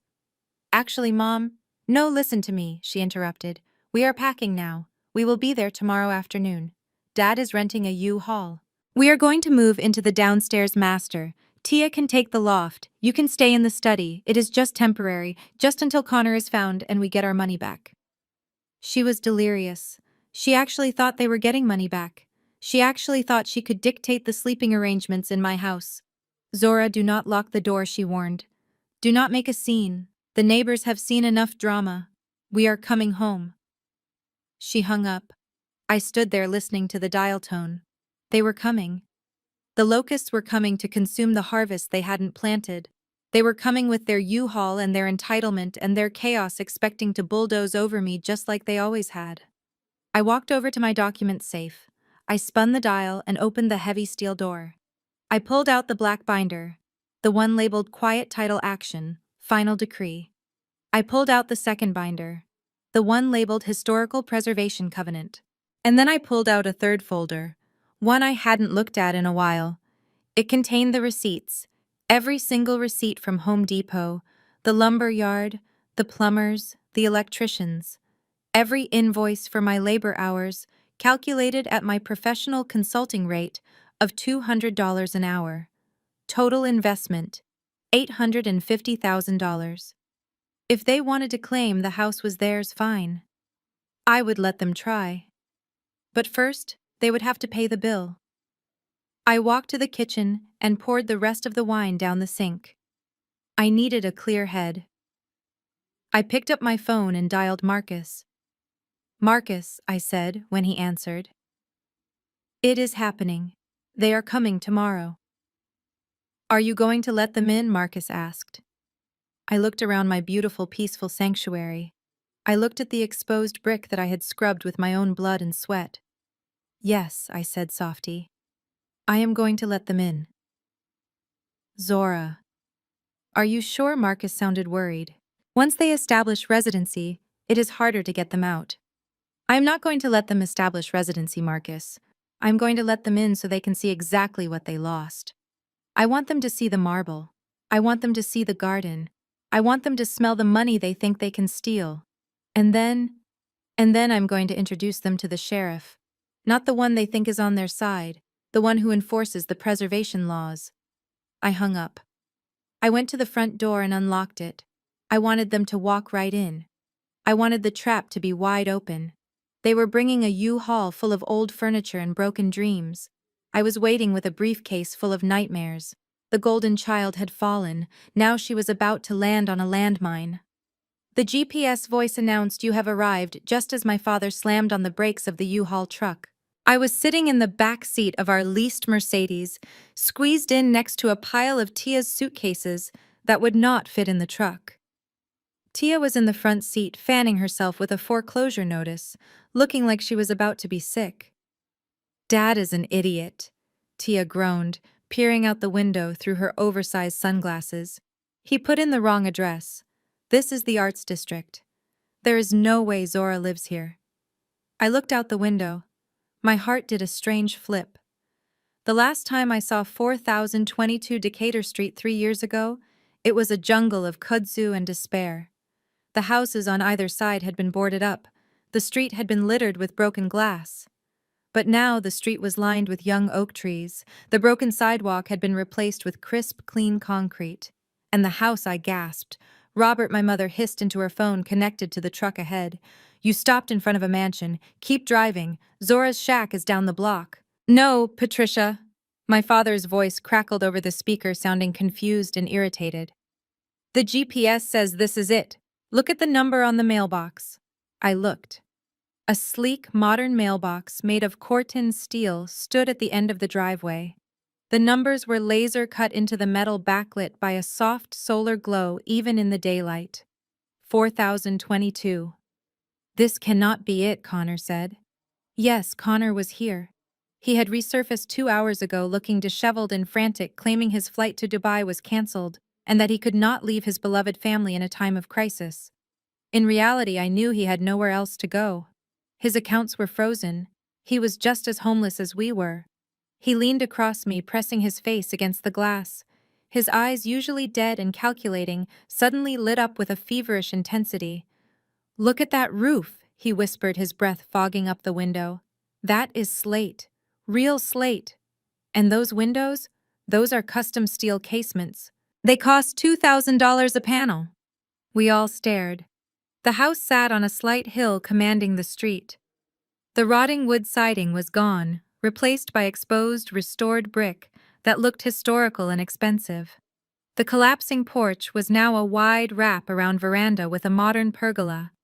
The weeds were replaced by a landscaping design that looked like it belonged in a magazine, with tiered garden beds and a privacy fence made of horizontal cedar planks. It did not look like a DIY project. It looked like a fortress of wealth. This makes no sense, my mother muttered, opening the car door. Where did she get the money? She makes a civil servant salary. She buys her clothes at Target. We stepped out of the car. The air here smelled different. It smelled of fresh mulch and money. My father climbed down from the U-Haul, wiping sweat from his forehead. He looked small, standing in front of the imposing structure. Is she squatting here? Tia asked, struggling to get out of the car with her baby bump. Maybe she broke into a rich person house. Connor walked slowly up the driveway, his shoes crunching on the pea gravel. He was acting like a predator scenting blood. He reached out and touched the brick wall of the front gate. She didn't break in, Connor said softly, a slow, creepy smile spreading across his face. She built this. I remember she said something about historic bricks. I thought she was delusional. He turned to my father, his voice dropping to a conspiratorial whisper that sent shivers down my spine. Robert, listen to me. Do you have any idea what a property like this is worth in this zip code right now, with the rail line coming in? My father shook his head, looking overwhelmed. I don't know. 500,000? Connor laughed. Try 3 million, maybe more. This is a multi-million-dollar estate. The number hung in the air. $3 million. My mother's eyes went wide. The fear and desperation that had been crushing her for days suddenly vanished, replaced by a familiar gleam. Greed. 3 million, she repeated. And remember what you told me? Connor pressed, stepping closer to them, ignoring me completely. You said the deed transfer was never fully executed. You said you only gave her the structure, not the land rights. My father nodded slowly. That is right. The quitclaim was for the improvement. The land is still in the family trust. Connor clapped his hands together. Then this is not a disaster. This is a miracle. We didn't lose everything. We just have our assets in a different basket. If the land is yours, then everything attached to the land is yours. That is the law. I watched them. I watched my parents and my sister's husband mentally move into this house, liquidate it, and solve all their problems. They hadn't even rung the doorbell yet, and they were already spending Zora's equity. It felt wrong, deeply wrong. But I said nothing. I was broke too. If this house could save us, who was I to argue? Let's go, my mother said, straightening her jacket. She adjusted her hair, putting on her best lady of the manor face. Remember, we are doing her a favor by staying here. We are family. She marched up the steps and pressed the video doorbell. We waited. 1 minute. 2 minutes. She is probably inside hiding, Tia complained, leaning against a pillar. My feet hurt. Then the massive mahogany door swung open silently. I expected to see Zora in her usual paint-stained overalls looking tired and frantic. I expected the smell of sawdust and cheap dinners. Instead, I saw a stranger. Zora stood in the doorway wearing a white linen jumpsuit that flowed around her frame like water. Her hair was styled in sleek natural twists. She wore no jewelry except for a simple gold bangle. She looked radiant. She looked calm. She looked like she owned the world. Hello, Mother. Father. Her voice was cool, polite, and completely devoid of warmth. It was the tone you use for a door-to-door salesman you are about to turn away. Zora, my mother exclaimed, pushing past the initial shock. My goodness, you took your time answering. We have been standing out here in the heat. I was in the garden, Zora said, not moving aside to let us in. She stood centered in the doorway, a physical barrier. Well, are you going to invite us in? Tia snapped. I need to use the bathroom, and tell your movers to help Dad with the truck. Zora looked past us at the U-Haul. She raised an eyebrow. I didn't realize you were bringing furniture, she said. I thought this was a temporary visit. It is, Connor interjected, stepping up with his most charming smile. Just a few essentials, Zora. You know how it is. Zora's eyes flicked to Connor. Her expression didn't change, but the temperature in the entryway seemed to drop 10 degrees. I see you made it back from Dubai rather quickly, Connor. Connor flinched, his smile faltering. Yes, well, family first. Zora finally stepped aside. Please come in, but please remove your shoes. The floors are white oak, treated with a natural oil finish. I don't want street grit scratching them. My mother bristled. She hated being told what to do, especially by Zora. Zora, really? We are not guests. We are your parents. Zora didn't blink. Shoes, please. There was a moment of tension. A silent battle of wills. My father was the first to bend. He bent down and untied his loafers. My mother huffed, kicking off her heels. We all followed suit, leaving a pile of shoes on the porch like scolded children. We stepped inside. If the outside was impressive, the inside was devastating. The open-concept living room was bathed in golden light. The air was cool and smelled of jasmine and expensive candles. The furniture was minimal but clearly high-end. A massive abstract painting hung over the fireplace. My mother walked to the center of the room, looking around with a mixture of awe and jealousy. She ran a hand over the back of a velvet armchair. Well, she said, her voice tight, you have certainly done a lot with the place. I suppose our loan served you well. Zora didn't take the bait. She walked to the kitchen island, which was a slab of marble thicker than a tombstone. Water, she offered. Sparkling or still sparkling? Tia said, flopping onto the sofa. And do you have any snacks? I am starving. Zora poured a glass of water from a brass tap. She did not offer snacks. So my father said, trying to sound authoritative as he looked at the ceiling beams. This looks sturdy. Good job, Zora. I assume the guest rooms are ready. Your mother and I will take the master suite downstairs. Tia and Connor can have the upstairs loft. You can stay in the study for now. I watched Zora. She took a sip of her own water. She placed the glass down on a coaster. I am afraid there has been a misunderstanding, she said softly. What misunderstanding? My mother asked, narrowing her eyes. The master suite is my private sanctuary, Zora said. It is locked, and it will remain locked. There is a guest suite upstairs with a queen bed.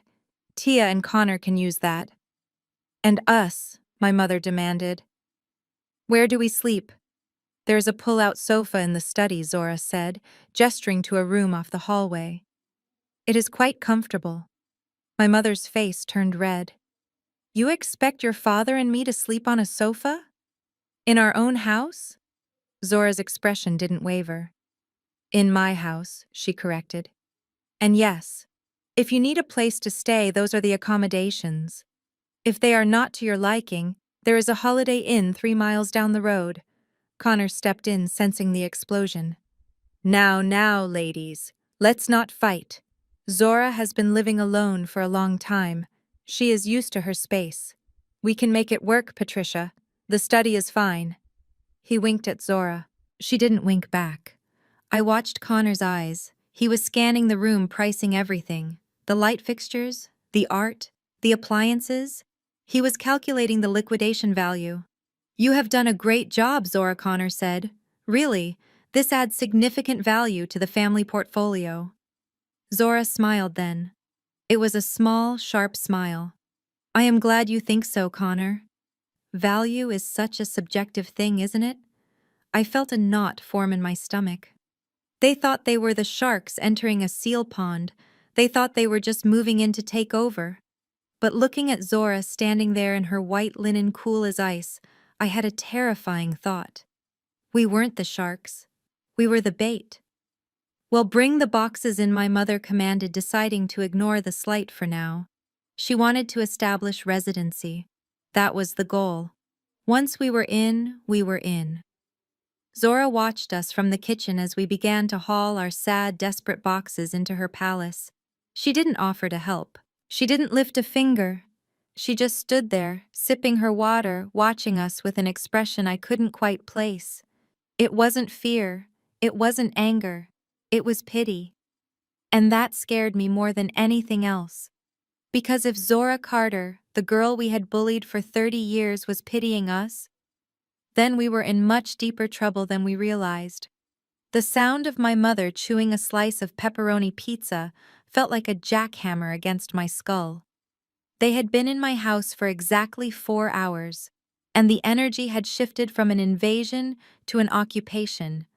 My father was already drinking my expensive bourbon without asking. Tia had spread her makeup bag all over the pristine quartz counter. Connor was pacing the living room, talking loudly on the phone to someone who probably did not exist, using words like liquidity event and restructuring. I sat on a bar stool at the edge of the island, my back straight, nursing a glass of water. I watched them. I watched how quickly they expanded to fill the space like a gas, finding every available corner. They did not look like desperate refugees anymore. They looked like owners. My mother wiped her mouth with a linen napkin, one I had hand-stitched myself, and tossed it onto the counter. She cleared her throat. It was the specific throat-clearing sound she reserved for when she was about to deliver bad news disguised as advice. Zora, we need to have a family meeting, she announced, looking at my father for backup. I am right here, Mom, I said. You do not need to announce it. My father put down his glass. He looked uncomfortable, shifting in his seat, avoiding my eyes. He looked at the floor, then at the ceiling, then finally at a spot on the wall just over my left shoulder. This arrangement, Patricia began gesturing vaguely around the room. It is not going to work. I raised an eyebrow. I agree. Sleeping in the study is hardly ideal for you.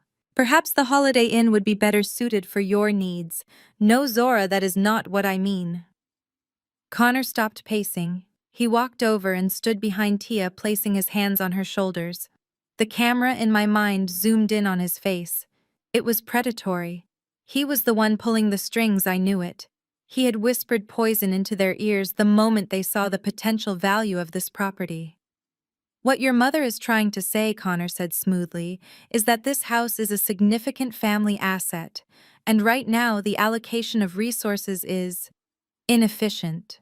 Inefficient, I repeated. Tia looked up at me, her eyes wide and wet, practicing her best victim face. Zora, look at you. You are one person. You are single. You have no children. You are working all the time. Do you really need 3,000 square feet? Do you really need a garden like that? It is selfish. Selfish. I said the word tasting like ash in my mouth. Yes, Selfish, my mother snapped, slamming her hand on the counter. The sound echoed through the high ceilings. Look at the reality, Zora. Your sister is about to give birth. She needs stability. She needs a nursery. She needs a safe neighborhood. You can live anywhere. You are used to smaller accommodations. I felt a cold rage spreading through my chest, but I kept my face completely blank. Are you asking me to move out of the master bedroom? I asked. No, my father said, finally finding his voice. He looked at me, his face hardening. We are not asking you to move out of the bedroom, Zora. We are telling you that you need to vacate the property. The silence that followed was absolute. The hum of the refrigerator seemed to scream. Vacate, I whispered. Zora, let's not pretend, my mother said, her voice rising in pitch. We never gave you the land. We let you use the structure. We let you play architect. We let you stay here rent-free for 3 years. That was our charity to you. But now the family is in crisis. We need to liquidate our other assets to save your sister's future. This house, this is the only thing we have left to leverage. You want to sell my house, I stated. It is not your house, Connor interjected, his voice sharp. It sits on family land. The trust owns the dirt. You just own the pile of bricks on top of it. And frankly, without the land, your bricks are worthless. He smirked. It was a subtle, nasty little twitch of his lips. He thought he had me checkmated. He thought that because I hadn't argued yet, I was cornered. Tia chimed in, her voice whining and high. Come on, Zora. Be reasonable for once. You can move into an apartment. Dad said he would give you first month's rent. That is generous. We need this place. I need the space for the baby. Do you want your nephew to grow up on the street? I looked at them. I looked at the people who shared my DNA. My mother, who cared more about appearances than her daughter's dignity. My father, who was so weak he would rob one child to enable the other. My sister, who believed the world owed her a living because she was pretty. And Connor, the parasite feeding on their insecurity. They were not asking. They were taking. They were evoking the nuclear option. They were rewriting history to turn my blood, sweat, and tears into their piggy bank. I stood up slowly. I walked over to the window and looked out at the dark garden. I saw the shadow of the old oak tree. I thought about the 1954 survey locked in my safe. I thought about the historical preservation covenant that made this house legally uninhabitable for anyone but the designated preservationist, me. If I fought them now, if I screamed and yelled and showed them the paperwork, they would just dig in. They would get lawyers. They would drag this out for months, squatting in my living room, destroying my peace. But if I left, they would feel victorious. They would get comfortable. They would sign papers they didn't understand. And they would trigger the trap themselves. I turned back to face them. You are right, I said softly. My mother blinked. What I said, you are right, I repeated, my voice devoid of emotion. I am single. I don't have a family to support. It is a lot of house for one person. Tia's jaw dropped. Connor looked suspicious, his eyes narrowing. So, you will leave my father? Asked hope, rising in his voice. I will, I said. I will not fight you. I am tired, Dad. I am tired of being the one who has to work twice as hard to be seen. If you want the house, take it. My mother let out a loud breath, clapping her hands together. Oh, thank God, I knew you would do the right thing eventually, Zora. I told your father deep down she loves her sister. I need 24 hours, I said, cutting her off. I need to pack my personal effects. I need to move my files. 24 hours is fine, Connor said quickly, stepping forward as if to seal the deal before I changed my mind. Take your time. We can stay in the guest room tonight. No, I said. I will stay in the master suite tonight. You stay in the guest room. Tomorrow morning at 10 a.m., I will hand over the keys, and I will be gone. Perfect, Tia squealed. Oh my God, I have to start planning the nursery. Connor, we can put the crib near the east window. She was already erasing me. I was still standing in the room and she was already painting over my existence. I walked toward the hallway. Zora, my father called out. I stopped, but I didn't turn around. Thank you, he said. You are a good daughter. The words felt like a knife in my back. Good daughter. I was only a good daughter when I was sacrificing myself for them. I was only a good daughter when I was losing so they could win. I didn't reply. I walked into my master bedroom and locked the heavy oak door. The click of the lock sounded like a gunshot in the silent house. I leaned against the door, my heart hammering in my chest. I wasn't sad. I wasn't defeated. I was trembling with adrenaline. I pulled out my phone. I dialed Marcus. It is a go, I whispered into the phone. They gave you the ultimatum, Marcus asked. Yes. They told me to vacate. I agreed. You agreed, Marcus sounded stunned. Zora. If you leave voluntarily. I am not leaving, Marcus, I hissed. I am retreating to high ground. I told them I would be out by 10 a.m. tomorrow. That gives them exactly 1 hour of ownership before the sheriff arrives. And the documents, I am packing the originals now. I am leaving copies on the kitchen counter.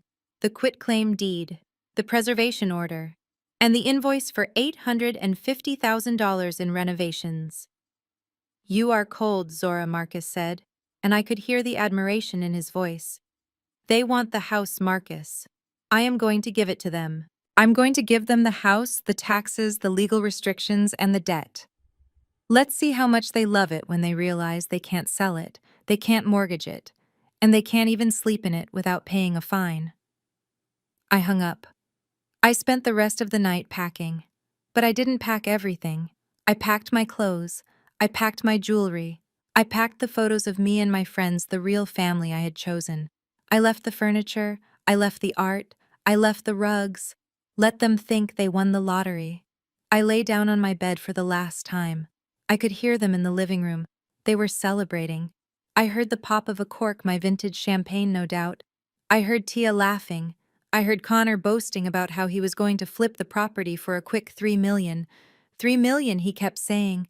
We are back, baby. I stared at the ceiling beams. I traced the grain of the heart pine with my eyes. Enjoy it, I thought. Enjoy the champagne. Enjoy the soft sheets. Because tomorrow the hangover is going to be legendary. The sun rose slowly, casting long shadows across the floor. I didn't sleep. I showered, dressed in my sharpest business suit, and put on my heels. I walked out into the living room at exactly 9:55 a.m. They were all awake. They were sitting around the kitchen island again, looking hungover but smug. Connor was already measuring the wall for a bigger TV. Good morning, I said. My mother looked up, smiling. Good morning, Zora. Are you ready? I am, I said. I placed a single silver key on the marble counter. It made a sharp clink. Here's the key to the front door, I said. Connor snatched it up. Thanks, Zora. You are making the right choice. No hard feelings. Right business is business. Right, I said. Business is business. I picked up my suitcase. There is a packet of documents on the table in the entry hall, I said, pointing to a thick manila envelope. You might want to read those. It explains the eccentricities of the property. Eccentricities? Tia asked, wrinkling her nose. Like what? The plumbing? Something like that, I said. I walked to the door. I opened it. The fresh morning air hit my face. Goodbye, Mom. Goodbye, Dad. They barely looked up. They were too busy admiring their new kingdom. I walked out, closed the door behind me, and walked down the driveway to my car. I didn't look back. I didn't need to. I sat in my car and watched the digital clock on the dashboard. 10 a.m. I picked up my phone. I dialed the non-emergency line for the sheriff's department, specifically the division that handled civil disputes and code enforcement. This is Zora Carter, I said. I am the registered preservationist for the historic site at 4022 Decatur Street. I would like to report a violation of the State Heritage Occupancy Code. There are unauthorized squatters in the protected dwelling. Yes, I have the court order. Yes, I will meet the officers there. I started the engine. The countdown had ended. The explosion was about to begin. I sat on the hood of my car parked just outside the property line. I checked my watch. 10:15 a.m. Right on cue, the sheriff's deputy pulled up. But he wasn't alone. A second cruiser arrived behind him. Connor came bursting out of the front door looking like the lord of the manor. He was wearing one of my father's bathrobes, my expensive Egyptian cotton bathrobe, and holding a coffee mug. He waved at the officers, a wide, welcoming grin on his face. "Officer," he shouted, jogging down the steps. "Over here, I am glad you made it. We have a bit of a situation with a disgruntled relative, and I wanted to make sure the transfer of possession went smoothly." I watched from the street. Connor thought he had called them. He thought he was the one pulling the strings, ensuring that I didn't try to sneak back in or cause a scene. He had no idea that the dispatcher had 2 calls on the log for this address, one from a Mr. O'Connell reporting a potential trespasser, and one from the registered owner reporting unauthorized squatters. I picked up my heavy black briefcase and began to walk up the driveway. My heels clicked rhythmically on the concrete. Click, click, click. The sound of a gavel hitting a block. The deputy, a tall man with a stern face, stepped out of his vehicle. He looked at Connor in the bathrobe, then at me approaching in my tailored suit. "Are you the homeowner?" the deputy asked Connor. "That is right," Connor lied effortlessly. "Well, family property. I am managing the transition. We just had a family member vacate and—" "Excuse me, officer," I interrupted, my voice cutting through the morning air like a knife. I stopped exactly 3 feet away, maintaining a perfect triangle between myself, the officer, and Connor. "I believe there has been a mistake. I am Zora Carter. I am the sole owner of this property, and this man is trespassing." Connor laughed, a condescending sound that grated on my nerves. "Officer, this is exactly what I was talking about. She is confused. My in-laws own the land. She just owns the old structure. But she surrendered the keys this morning. She vacated.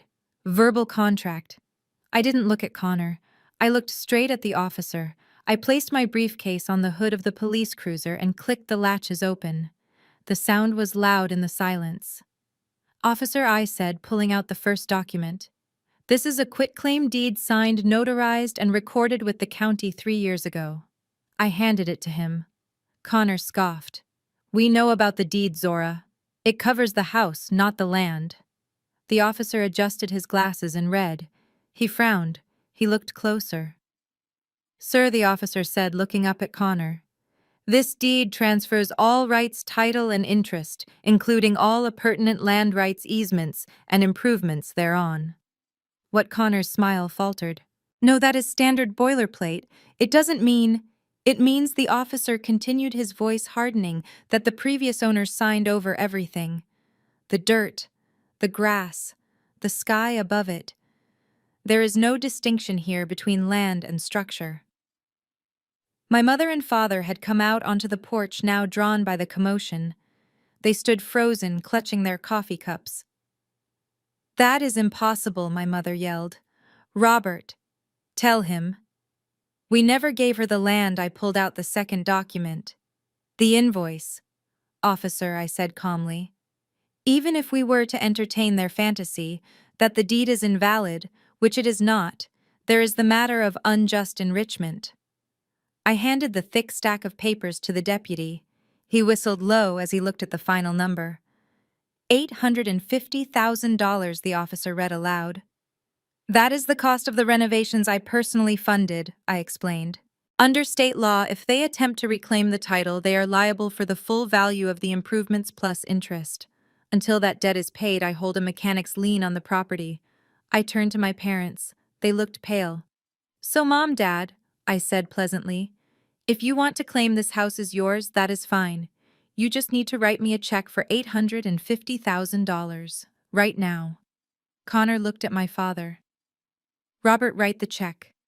We can flip the house for $3 million. It is still a profit." My father's hands were shaking. "Connor." I I don't have $800,000. The bank froze the accounts. Remember, we don't have $800. Connor's face turned a shade of gray that matched the driveway. But wait, I said, raising a finger. There is one more thing. I reached into the briefcase and pulled out the final document. It was bound in a red cover. It looked official. It looked dangerous. Officer, are you familiar with the Historical Preservation Act of 1966? The officer nodded slowly. Somewhat.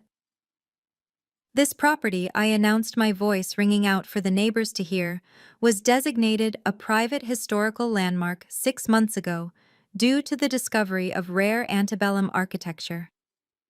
I opened the document to the page with the red stamp. As part of the Preservation Covenant, the state grants a 100% property tax exemption. However, there is a strict stipulation regarding occupancy. I looked at Connor, then at Tia, who was watching from the window. To protect the integrity of the site, only a certified preservationist is permitted to reside on the premises overnight. Any unauthorized occupancy is considered an endangerment of historic assets. I turned the page. The fine for violation is $10,000 per person per day. The officer looked at the paper, then he looked at my family. He did the math. 4 people, ma'am, the officer asked me. Are any of these people certified preservationists? No, officer. I am the only one with the certification. Then the officer turned to Connor. Sir, I need you and your family to step off the property immediately. Connor sputtered. This is insane. You cannot kick us out. We have nowhere to go. That is a civil matter, sir, the officer said, his hand resting on his belt. Right now, you are committing a criminal offense against a state landmark. You are also trespassing on private property. You have 5 minutes to gather your belongings and vacate. If you are still here at 10:30, I will have to issue citations. That would be $40,000 for today alone. 40,000. My mother dropped her coffee cup. It shattered on the porch steps, staining the white stone brown. Robert, she screamed. Do something! My father looked at me. His eyes were wide with shock. He looked at the daughter he had underestimated his entire life. He saw the suit. He saw the briefcase. He saw the absolute, unshakable power I held. Zora! He pleaded, his voice cracking. Please, we have nowhere to go. The truck. We returned the truck. I looked at him. I felt a flicker of the old Zora, the one who wanted to save them. But then I looked at the shattered coffee cup on my porch. They were already making a mess. They were already destroying what I had built. I checked my watch. You have 4 minutes, Dad. The chaos that followed was beautiful in its tragedy. It was a scramble of undignified panic. Connor ran inside screaming for Tia to pack. My mother was crying, trying to drag boxes back out onto the lawn. My father was wandering around aimlessly holding a lamp. Tia came waddling out, clutching her designer bag, tears streaming down her face meant to ruin her makeup. You are a monster, she screamed at me as she passed. How can you do this to your pregnant sister? I didn't flinch. I am not doing anything, Tia. I am just following the rules. You like rules, don't you? Like the rules of your condo association. She froze. She glared at me with pure hatred. But she didn't say another word. She knew I knew. I stood by the police car motionless as they piled their things onto the grass by the curb. The neighbors were watching. Mrs. Higgins across the street was filming on her phone. When the last box was out, Connor tried one last Hail Mary. He walked up to me, trying to summon some of his old bravado. You know this isn't over, Zora, he hissed. I will sue you. I will find a loophole. Connor, I said, looking him up and down. You can't even afford a lawyer. And even if you could, you signed a waiver when you entered the property. What waiver? The guest log you signed last night? The one you thought was just a cute housewarming guest book? His face went white. It contains a binding arbitration clause and an acknowledgement of the property's historic status. You signed it. Tia signed it. Mom and Dad signed it. You literally signed your confession. He stared at me. For the first time, I saw genuine fear in his eyes. He wasn't dealing with a garbage girl anymore. He was dealing with a master strategist. He turned around and walked away. His shoulders slumped. The officer approached me. "Ms. Carter, the property is clear. Do you want to press charges for the broken cup?" I looked at the stain on the stairs. "No, officer. Let them go. The stain will remind me to never let them back in. Thank you for your assistance." I watched them. They sat on their suitcases on the curb waiting for a taxi because their car was leased and they were afraid to drive it in case the repo man was watching. They looked small. They looked pathetic. My mother was weeping into my father's shoulder. Tia was scrolling on her phone, probably deleting her new house posts. Connor was staring at the ground. I picked up my briefcase. I walked up the driveway past them. I didn't say goodbye. I didn't offer them a glass of water. I walked up the steps, stepped over the broken ceramic, and unlocked my front door. I stepped inside. The air was cool and silent. The smell of jasmine greeted me. I closed the door. I locked it. And then I engaged the deadbolt. I walked to the center of my living room. I stood in the exact center of the starburst pattern on my reclaimed wood floor. I took a deep breath. It was done. The payoff wasn't the money. It wasn't the house. It was the silence. The absolute, expensive, beautiful silence of a life that was finally truly mine. I watched from the window until the taxi turned the corner and disappeared from view. It was strange. I expected to feel a surge of triumph, a desire to pump my fist in the air or scream in victory. But as the silence of the house settled around me, heavy and luxurious, I felt something else entirely. I felt light. It was the sensation of a heavy coat being lifted from my shoulders after 32 years of wearing it in the heat. They were gone. And this time they were not coming back. The aftermath of that morning played out exactly as the laws of physics dictate. When an object in motion hits an immovable wall, it shatters. My family shattered. Connor lasted exactly 72 hours in the cheap motel my father paid for with his last remaining credit card limit. The moment he realized there was no access to the house, no access to my equity, and no way to charm the police, his mask dissolved. He told Tia he was going out to buy cigarettes and diapers. He never returned. We later found out he took a Greyhound bus to Florida, where he is currently under investigation for scamming a retirement community in Boca Raton. He left my sister with nothing but a maxed-out credit card and a suitcase full of designer maternity clothes she could no longer wear. My parents fared no better. The bank does not care about family drama or social standing. The foreclosure on their colonial home was swift, brutal, and humiliatingly public. The notice was pasted on their front door for all the neighbors to see. They sold everything, the silver, the china, the artwork, even my father's golf clubs, just to pay off the immediate debts Connor had saddled them with. They moved into a one-bedroom apartment in a complex that sits next to the highway. My father, a man who once looked down on anyone who worked with their hands, now works as a greeter at a hardware store to supplement his pension. My mother, the queen of the social scene, spends her days inside, afraid to run into anyone she used to know. And Tia, my beautiful golden-haired sister who believed the world owed her a living. She finally got a job. I saw her last week when I stopped at the grocery store. She was scanning items at the checkout lane wearing a smock that looked 2 sizes too big. She did not see me. She was too busy arguing with a customer about an expired coupon. She looked tired. She looked older. But for the first time in her life, she looked real. She was finally learning the lesson I learned at 29. You only eat what you kill. As for me, I did not stay in the house on Decatur Street. It was a masterpiece. It was a fortress. But it was also a battlefield. Every brick held a memory of my struggle, and I realized I did not want to live in a museum of my own pain. A week after the eviction, my phone rang. It was not the city. It was the director of the High Museum of Art. They had heard about the preservation status and the rare architectural elements I had uncovered. They were looking for a satellite location to host a residency program for visiting sculptors. They wanted a space that bridged the gap between the city's history and its future. They offered me $3.2 million. Cash. I signed the papers the next day. But I kept one small clause in the contract. I remain the honorary curator of the grounds. It means the garden I planted, the Zen sanctuary, that gave me peace when the world was falling apart, will never be paved over.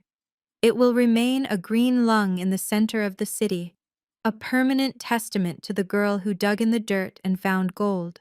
Cut to Zora sitting on a plush white sofa in a modern glass-walled penthouse. The ocean is visible in the background. She is holding a glass of red wine mirroring the opening scene, but her posture is relaxed, open and free. I sit here now thousands of miles away from Atlanta, watching the sun set over the Mediterranean. I bought this villa in Italy with a fraction of the sale proceeds. I have my own design firm now. I consult for cities all over Europe, teaching them how to see value in the ruins, how to respect the history beneath the soil. People ask me if I feel guilty. They ask me if I regret being so hard on my own flesh and blood. They ask how I can sleep at night knowing my parents are in a cramped apartment and my sister is scanning groceries. I take a sip of my wine. It tastes sweeter here. I do not feel guilty, because I did not ruin them. I simply stopped saving them from themselves. I gave them every opportunity to treat me with basic human decency. I gave them 3 years to visit me to ask how I was to show up for something other than a handout. They chose their path. They chose to worship a false idol because he told them what they wanted to hear, and they chose to discard the daughter who told them the truth. My father was right about one thing. He called me a cactus. He meant it as an insult. He meant I was prickly and unlovable. But he forgot that a cactus is designed to survive in the harshest conditions. He forgot that a cactus stores water when the rain is scarce, so it can bloom when the drought comes. I look directly into the camera lens. My eyes are clear. My smile is genuine. If there is one thing I want you to take away from my story, it is this. Do not let anyone, not even your family, convince you that your value is negotiable. Do not let them treat you like a placeholder until something better comes along. Family is not defined by whose blood runs in your veins. It is defined by who respects your boundaries. It is defined by who stands by you when the roof is leaking and the money is gone. My family thought they could own the land by owning the people on it. They were wrong. The land beneath us is honest. It remembers who took care of it. It remembers who bled for it. And just like the land, the truth always survives the storm. I raise my glass to the camera. Here is to the black sheep. May we always find our own pasture, and may we always own the deed. The camera pulls back slowly, revealing the vast open ocean behind her. Zora turns her gaze to the horizon at peace. The screen fades to black. If you enjoyed this story of justice and resilience, please hit the like button and subscribe to the channel. Share this with someone who needs to be reminded of their worth, and let me know in the comments. Have you ever had to walk away from family to save yourself? I read every single one. Until next time, keep building your empire brick by brick.